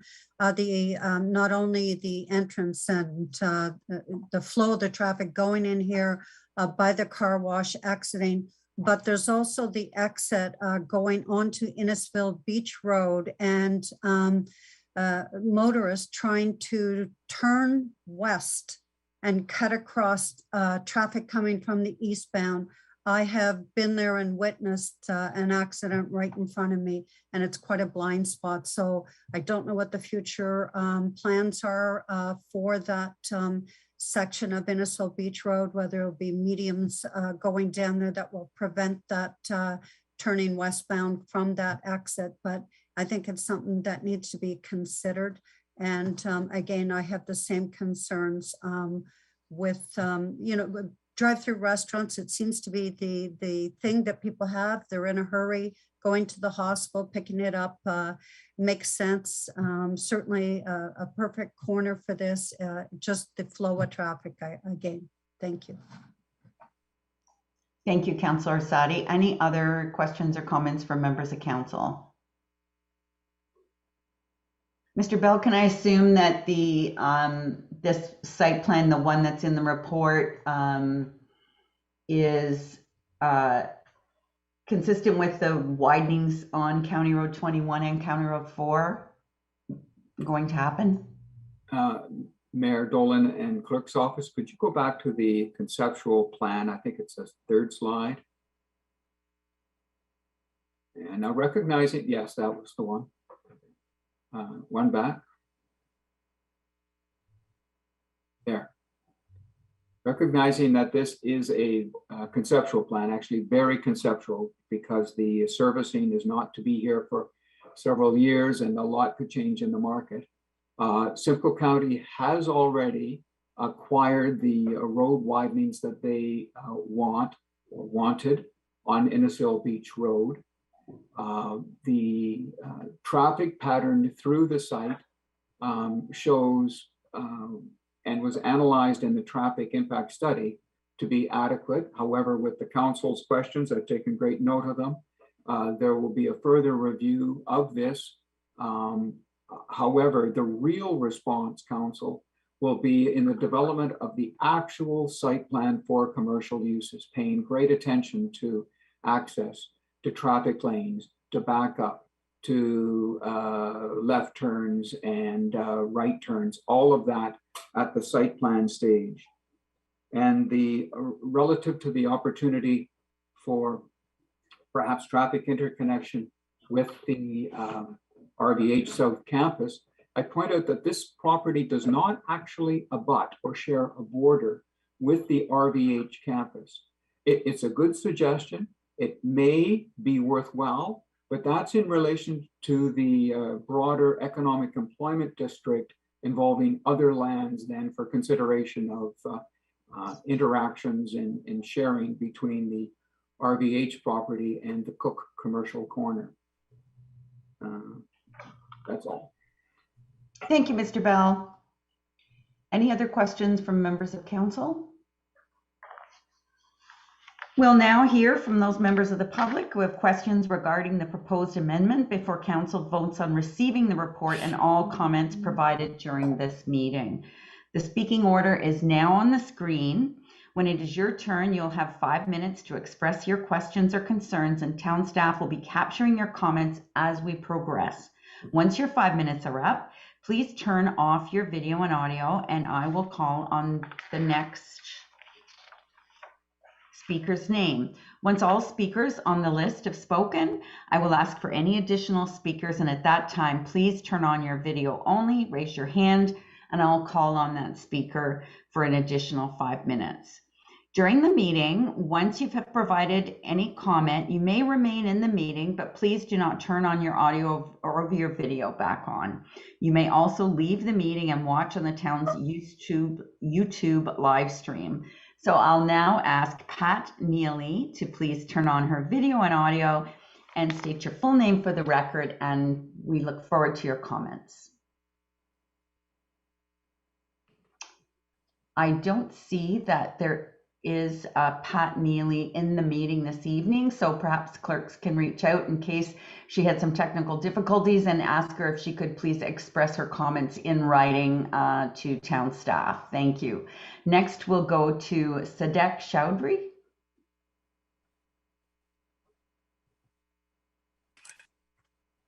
Good evening. Hi, my name is Sadek Chowdhury. I am the owner of the 2257 Innisfil Beach Road. 2257 is right next to your 2241 Innisfil Beach Road. I have owned this land from 2006. And I am also looking for future opportunities to convert my mine into commercial or rural commercial zoning. I am myself as a professional CPA, and I also hold an MBA. So I'm aware of the fact that we got to go through some process of getting it done. And I am, since I own this property from 2006, I've seen Innisfil go from really a very small town to amazing work you gentlemen and the councillor, the mayor has done so far. That's it. Thank you, Mr. Chowdhury, for those comments. And I think, you will have gotten a good glimpse tonight of what goes into the process. And of course, our planning staff are happy to assist and provide any answers or questions that you may have about the process if and when you decide to go down that path. Thank you. Thank you very much. You're welcome. Now I'm going to ask, have there been any comments or questions been provided by email or phone during the meeting? Mr. Parkin? Thank you, Worship. We haven't received any comments by email or phone on this one. Thank you. Okay, thank you. We'll now go to the recommendation to receive any comments provided this evening. Can I have a mover and a seconder? And does council have any further comments or questions? Are you moving Councillor Ices and seconding Councillor Van Berkel? Any further questions or comments? Councillor Waters. Just one question relating to the last speaker. Just as we've been proactive in changing the zoning along Innisfil Beach Road across from the park, would it not be advantageous to do that same now that we have Rvh going in there, rezoning those areas to mixed use or commercial for all the properties which are along Innisfil Beach Road and also on Yonge Street as well? So would we not proactively do that as opposed to waiting for each individual homeowner to come along and say, I want to do the same? Okay, yes. Well, that was, I spoke to Mr. Gary Bell because he's the one who's leading the charge for Mr. Cook. He's the one who told me that hold on to it for now. I can, if you like, I could make an application tomorrow. Well, you know what, Mr. Chowdhury, we're going to ask Ms. Nordstrom to, we don't want to get off the topic. So tonight's topic is about the property that is before us. And it's not right to ask Mr. Cook or Mr. Cook's consultant to comment on any other property at this time. But certainly you can connect them offline, and I'd ask Ms. Nordstrom if she could answer Councillor Waters' question. I appreciate that. I'm ready to go. I'm an entrepreneur myself. I run a large corporation. But if he's too busy, I could approach others. No, it's not, Mr. Chaudry. That's not what I'm saying. I'm just saying that our focus tonight, this is under the Planning Act. We need to focus only on the application that is in front of us tonight. Okay. And I'm sure I welcome you to contact staff after this evening and to speak about going forward. But for tonight, we are compelled by the Planning Act only to deal with what is in front of us. Okay, appreciate that. Thank you for clarity. Thank you. Ms. Nordstrom? Thank you, Your Worship. Through to Councillor Waters' question about proactively or designated in zoning. That's certainly through the campus master plan directions and discussion that we had tonight. That's something that we would be looking to do following that economic justification in that economic development plan work as part of an economic employment district. This application before us tonight is an existing use with existing permissions for this type of use, and they're looking to expand that to these additional properties. But the other lands along IBR and Yonge Street need to be looked at more comprehensively through that study in terms of what that land area or land boundary would be, and follow through that process. But that's certainly something that would tie into that economic employment district that we were talking about at the workshop tonight. Thank you. Thank you. So if there's no other questions and comments, we'll call the vote. All those in favor? Any opposed? That is carried. If you've not made oral or written submissions in regards to this proposal before a decision is reached, you should be aware that the Ontario Land Tribunal may dismiss your appeal. Anyone who wishes to provide comment may still do so and may also register as an interested party to be contacted before this application is further considered by council. Please contact the clerk's office at innisfil.ca. Thank you to everyone who has taken the time to watch this live stream meeting and presentation regarding the proposed amendments.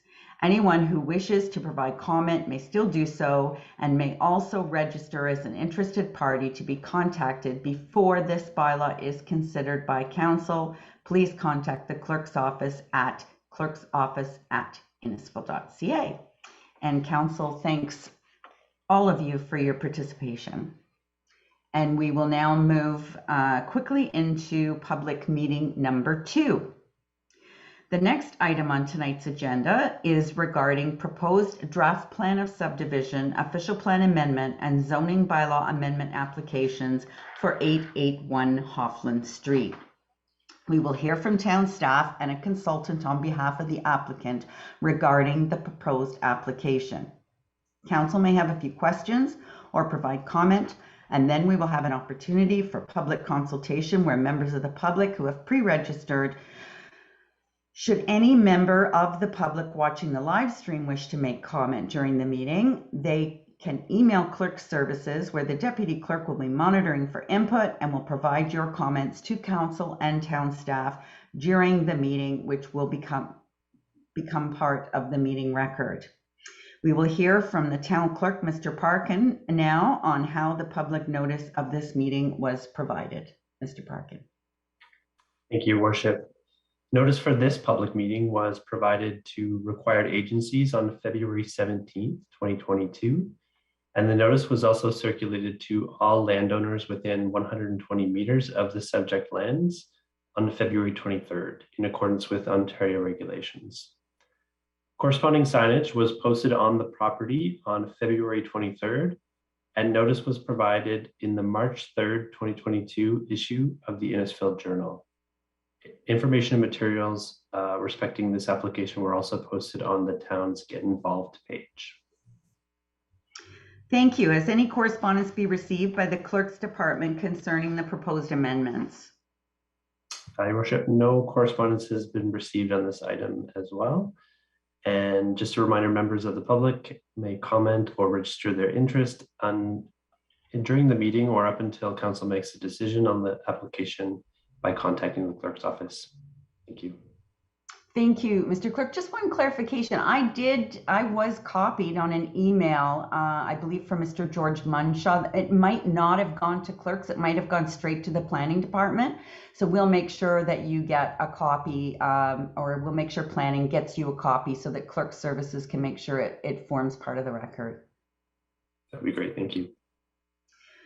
We'll now hear from Vanessa Witt, Senior Planner, who will provide a high-level summary of the planning context of the proposed amendment. Thank you, Mayor Dolan. So good evening again, Mayor, Deputy Mayor, members of council, staff, and the public. So the second item on this evening's public meeting agenda is to discuss a proposed draft plan of subdivision, as well as amendments to the town's official plan and comprehensive zoning bylaw 080-13 for the lands located at 881 Hoffland Street. Next slide, please. The purpose of these applications is to redesignate the subject property from residential low density 1 and key natural heritage features to residential medium density, and to rezone the subject property from future development zone to residential 1A hold zone, residential townhouse exception hold zone, and open space zone to facilitate a draft plan of subdivision for a total of 9 single detached dwellings and 55 townhouse units across 9 blocks. Next slide, please. The only proposed exception is for the residential townhouse zone, and it's for a reduction in the minimum lot area from 180 meters squared to 150 meters squared, and a reduced lot frontage from 9 meters to 6 meters. And the holding symbol has been added by staff for the proposed residential zones for 3 reasons. The first one is to confirm that water allocation has been granted by council. The second is to confirm that public road access is available. And the third is to make sure that a subdivision agreement has been entered into. Next slide, please. So this subject property is located at the end of Hoffland Street in Lefroy, with the closest major intersection being Killarney Beach Road and the 20th Side Road to the west. And the lands are approximately 2.97 hectares in size, with a frontage of about 53 meters on Hoffland Street. And the subject lands will also have a future frontage of approximately 256 meters along the draft approved collector road, known as McMaster Avenue, which is part of the adjacent subdivision, which is Alsami P4. Next slide, please. The application will be reviewed with respect to the planning policy document shown on the slide, as well as the community strategic plan. And this information is detailed on the staff report on attachment number 5. Next slide, please. And regarding next steps for this application, staff will review and consider all public, council, department, and agency comments and report back to council with a recommendation at a future council meeting. Notice will be provided to all who requested notification or submitted written correspondence.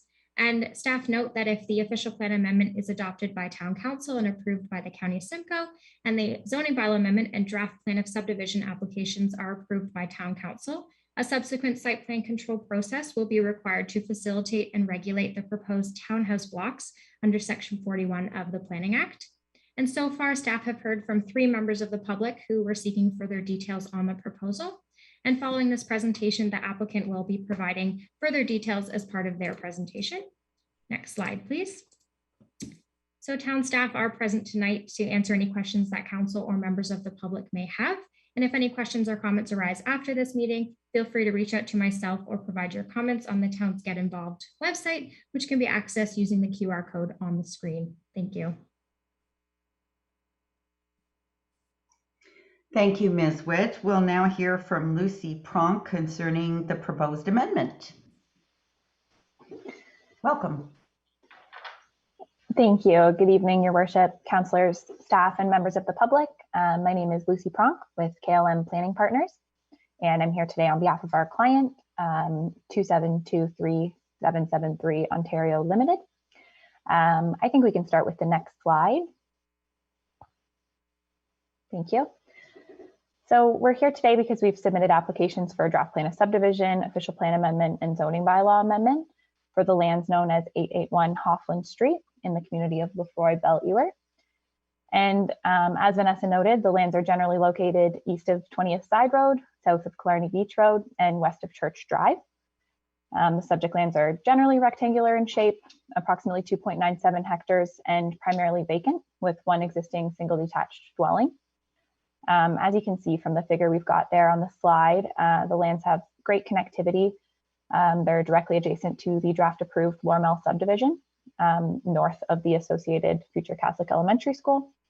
They are east of the existing Killarney Beach Public School and southeast of Ballymore Commercial Mixed Use Block.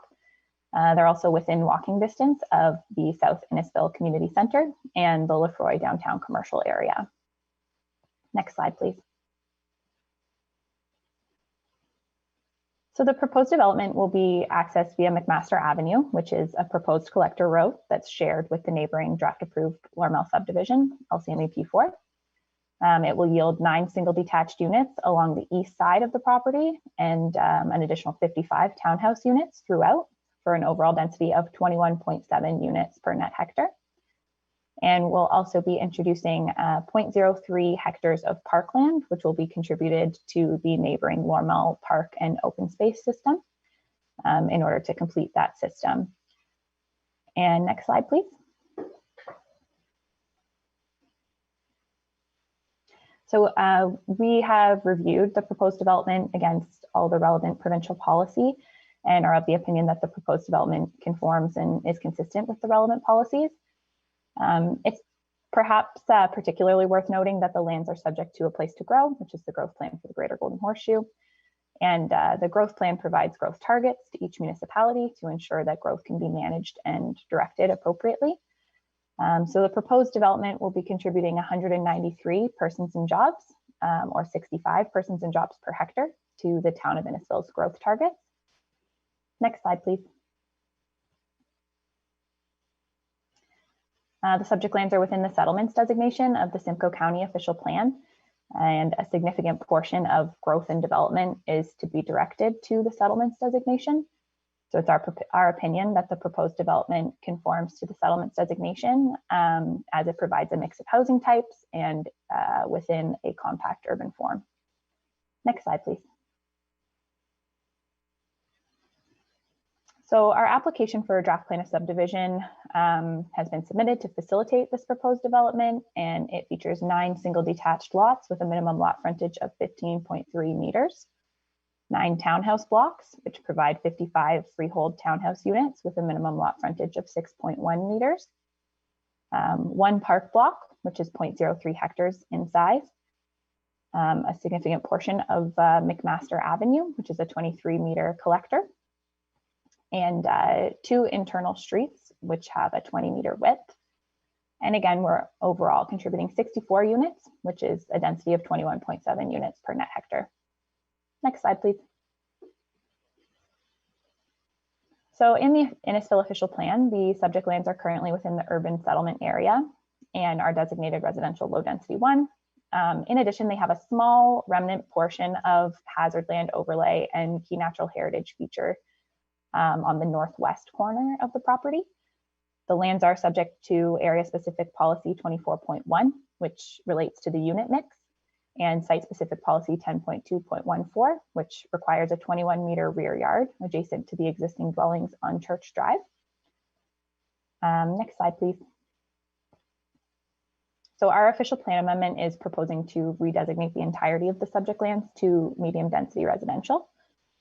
We'll also be removing that small remnant piece of hazard land overlay and key natural heritage feature from the northwestern corner and introducing a new site-specific policy that permits a minimum density of 21 units per net hectare, whereas the medium density designation typically requires 25 to 60.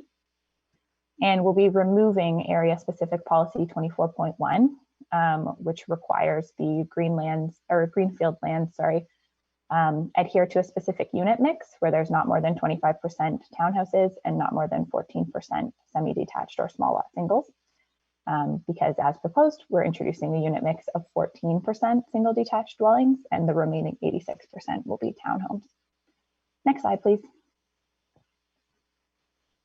The subject lands are currently zoned future development in the Innisfil zoning bylaw. The future development zone strictly permits existing uses. So in order to facilitate the proposal, a zoning bylaw amendment is required. Next slide, please.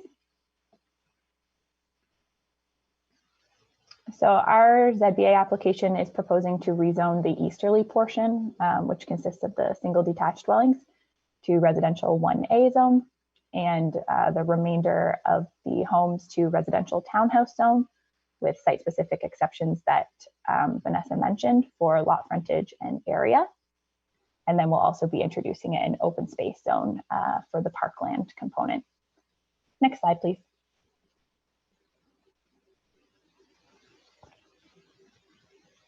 So a number of additional studies were completed to support the proposed development, a list of which I've shown on the slide there. These studies evaluated the proposed development against provincial and municipal standards and the associated policies and guidelines of the respective disciplines, and ultimately concluded that the subject lands can support the proposed use. Next slide, please.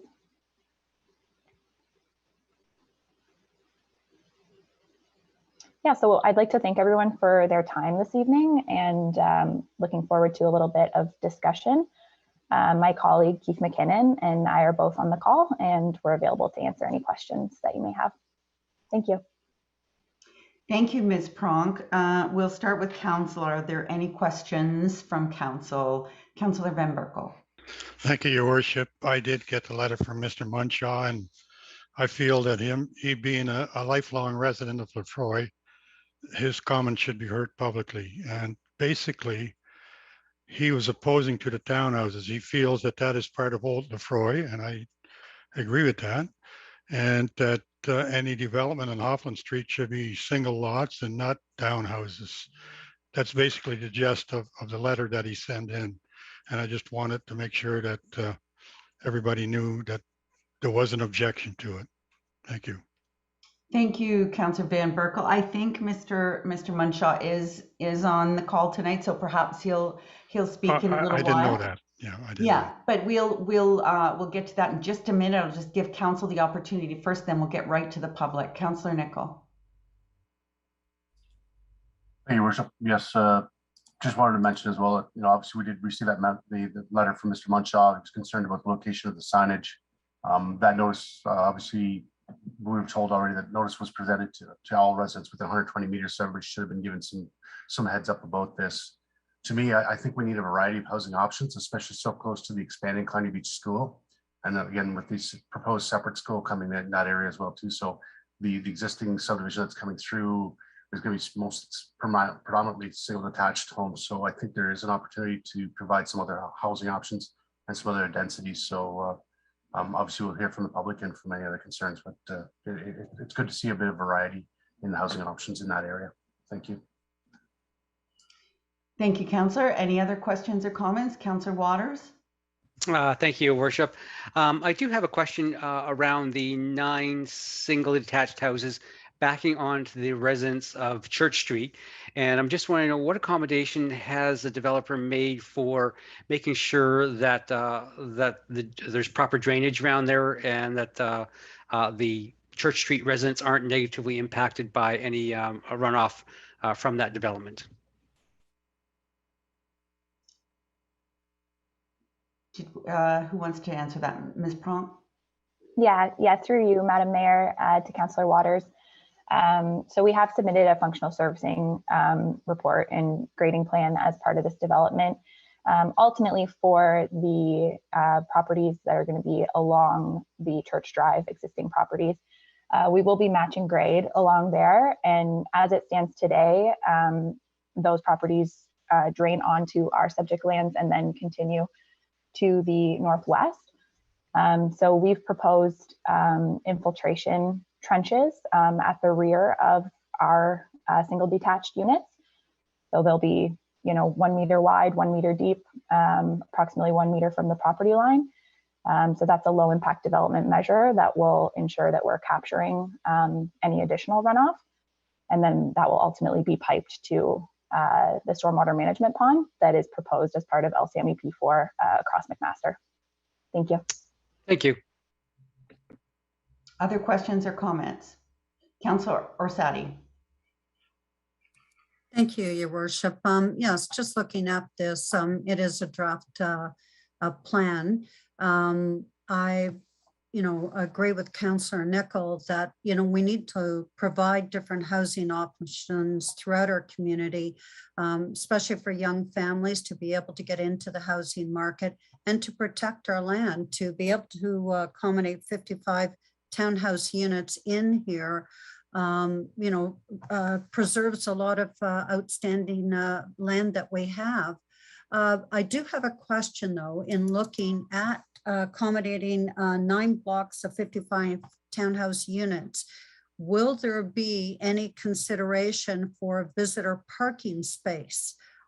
Because usually the townhouse driveways are 1.5 vehicles, and you have to, then you add the garage, but people that have pickup trucks and that can't sometimes accommodate them. And I think it's something that you need to consider in plans when they're quite intensified in this area. I don't know whether there was any consideration. I couldn't see anything on this looking at the plan here that's in the report. Thank you. Ms. Pronk? Yeah, through you, Madam Mayor, to Councillor Sadi. So each unit, including the townhouses, will have 2 parking spaces, 1 in the garage and at least 1 in the driveway. Additional visitor parking hasn't been introduced. It's not a requirement of the bylaw for street townhouses. However, the local 20-meter roads that we're proposing, in theory, can provide on-street parking as required. Thank you. Thank you. Any other questions or comments? I had one, if I could, Ms. Pronk. So you mentioned, if I heard you correctly, that there was some kind of buffering or something required between the homes on Church Street and the single detached homes. Is there any buffering or between those townhouse blocks, the 3 townhouse blocks at the north end to the residents on Killarney Beach Road? Yeah, thank you, Madam Mayor. Yeah, so I think the policy that you're referring to is the site-specific policy, which requires that there is 21-meter width at the rear yard for any proposed development adjacent to the existing on Church Drive. So for that first portion of the question, we are able to meet that policy. So there will be 21 meters of width adjacent to Church Drive. For the ones to the north, the townhouses, there will be privacy fencing, and we'll be complying with the bylaw, which requires 7.5 meter setback from the existing residences. And our idea is that, in the fullness of time, those properties along Killarney Beach Road are intended for commercial use as per the official plan. And our idea is that the townhouses will provide a good transition to what is intended for commercial uses in the future. Thank you. Thank you. Any other questions or comments from members of council?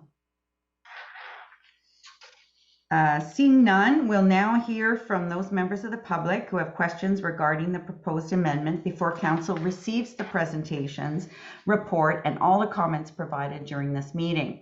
The speaking order is now on the screen. So I'm not going to go over what, you have 5 minutes and then it's your turn again, because we've only got 1 speaker.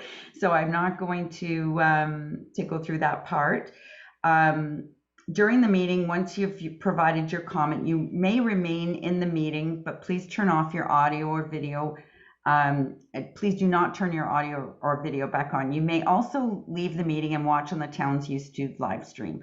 I will now ask the first person on the list, Mr. George Munshaw, to please turn on your video and audio, state your full name for the record, and please provide us with any comments you might have. Welcome. Whenever you're ready, Mr. Munshaw. My name is George Munshaw. I'm a lifer in Lefroy. I'm not against development in Lefroy. All major developments here have been somewhat planned out as to zoning. There was a reason that the town designated this parcel of land low density 1 in its official plan. That isn't that old. It was for it to fill in with the old town of Lefroy. That being said, all lots abutting up to existing development should be single detached homes. Block 1 to 9, block 10, block 16, 17, and 18. So basically the blocks backing onto Clarny Beach Road and the blocks up Church Street. This will leave the townhouse development on this piece of property still above the 25% that is proposed in low density zoning. But it would also protect our way of life and how we enjoy our properties there. I heard Mrs. Orsi say that it saves land and, you know, people have to get used, basically people have to have these townhouse developments shoved down their throat. I really don't think Lefroy should have to have anything shoved down their throat. With Clarny Beach Road being considered a commercial street in the future, does this have any further impact at a later date on the commercial properties? They're not that deep of a property on Clarny Beach Road. I doubt if they're 150 feet. So I think townhouses, I think she said 7 meters away from the property line might not be the best option, especially if they go to 3-story units along our commercial development.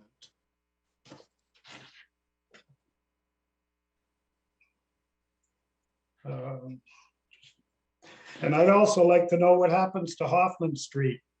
So basically Hoffman Street wouldn't be there anymore. It would just run to the old Lefroy Fire Hall.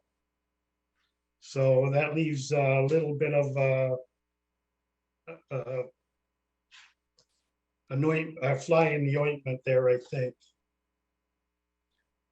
Yeah, in ending, I'd just like to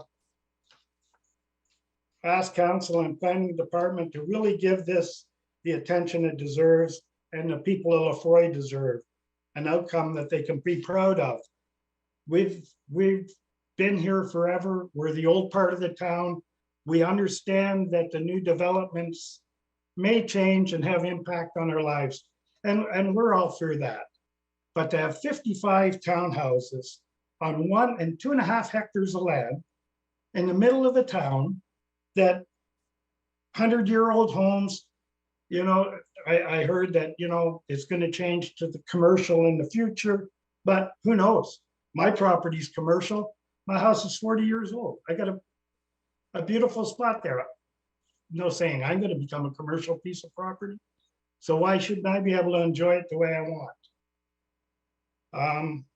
In ending, I'd just like to thank council for letting me share my thoughts and concerns. And I really hope that council takes a look at the lifers in town that are basically all still there. Thank you. Thank you for your comments, Mr. Munshaw. And I did send a copy of your correspondence to the clerk's office as well. And you'll be notified when this is coming back to council. So that was the only person we had pre-register, but I'll ask the clerk's office, have we had any comments or questions been provided by email or phone during this meeting? Your worship, we have not received any further comments via phone or email. Thank you to everyone who has taken the time to provide input regarding the proposed amendment. We'll now go to the recommendation, and I would ask for a mover and a seconder, and then ask council if they have any further comments or questions. Councillor Nicol. Your worship, just for clarification, Mr. Munshaw's comments, I don't think it was captured in the notes that staff had, but his recommendation was that the would only be single detached houses on the existing properties on Clarny Beach Road as well as Church Street, so not impact the existing properties. So I just make sure that's captured properly in the comments. So I just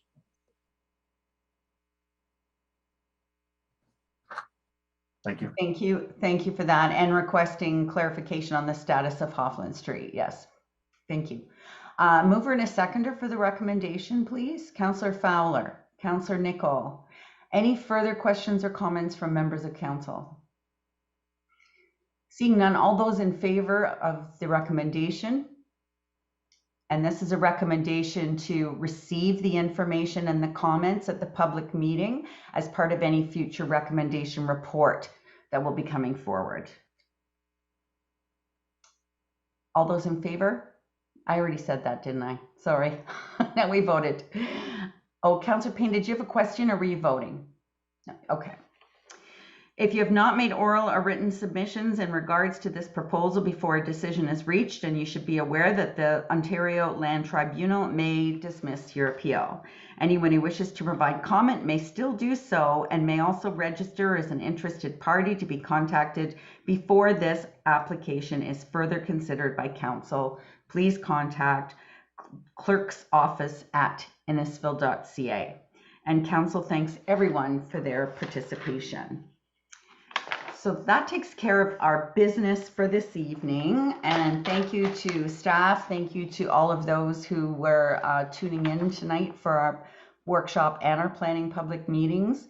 And thank you to council, of course. And I will ask for a mover and a seconder for the confirming bylaw to adopt tonight's agenda. Councillor Waters and Councillor Payne. All those in favor? That is carried. And ask for adjournment. Mover and a seconder, please. Councillor Nicol and Councillor Fowler. We adjourn this evening at 7:45 p.m. All those in favor? That is carried. Thanks, council, very much. We'll see you next Wednesday for our regular council meeting, and have a lovely week. Night. Night, everyone.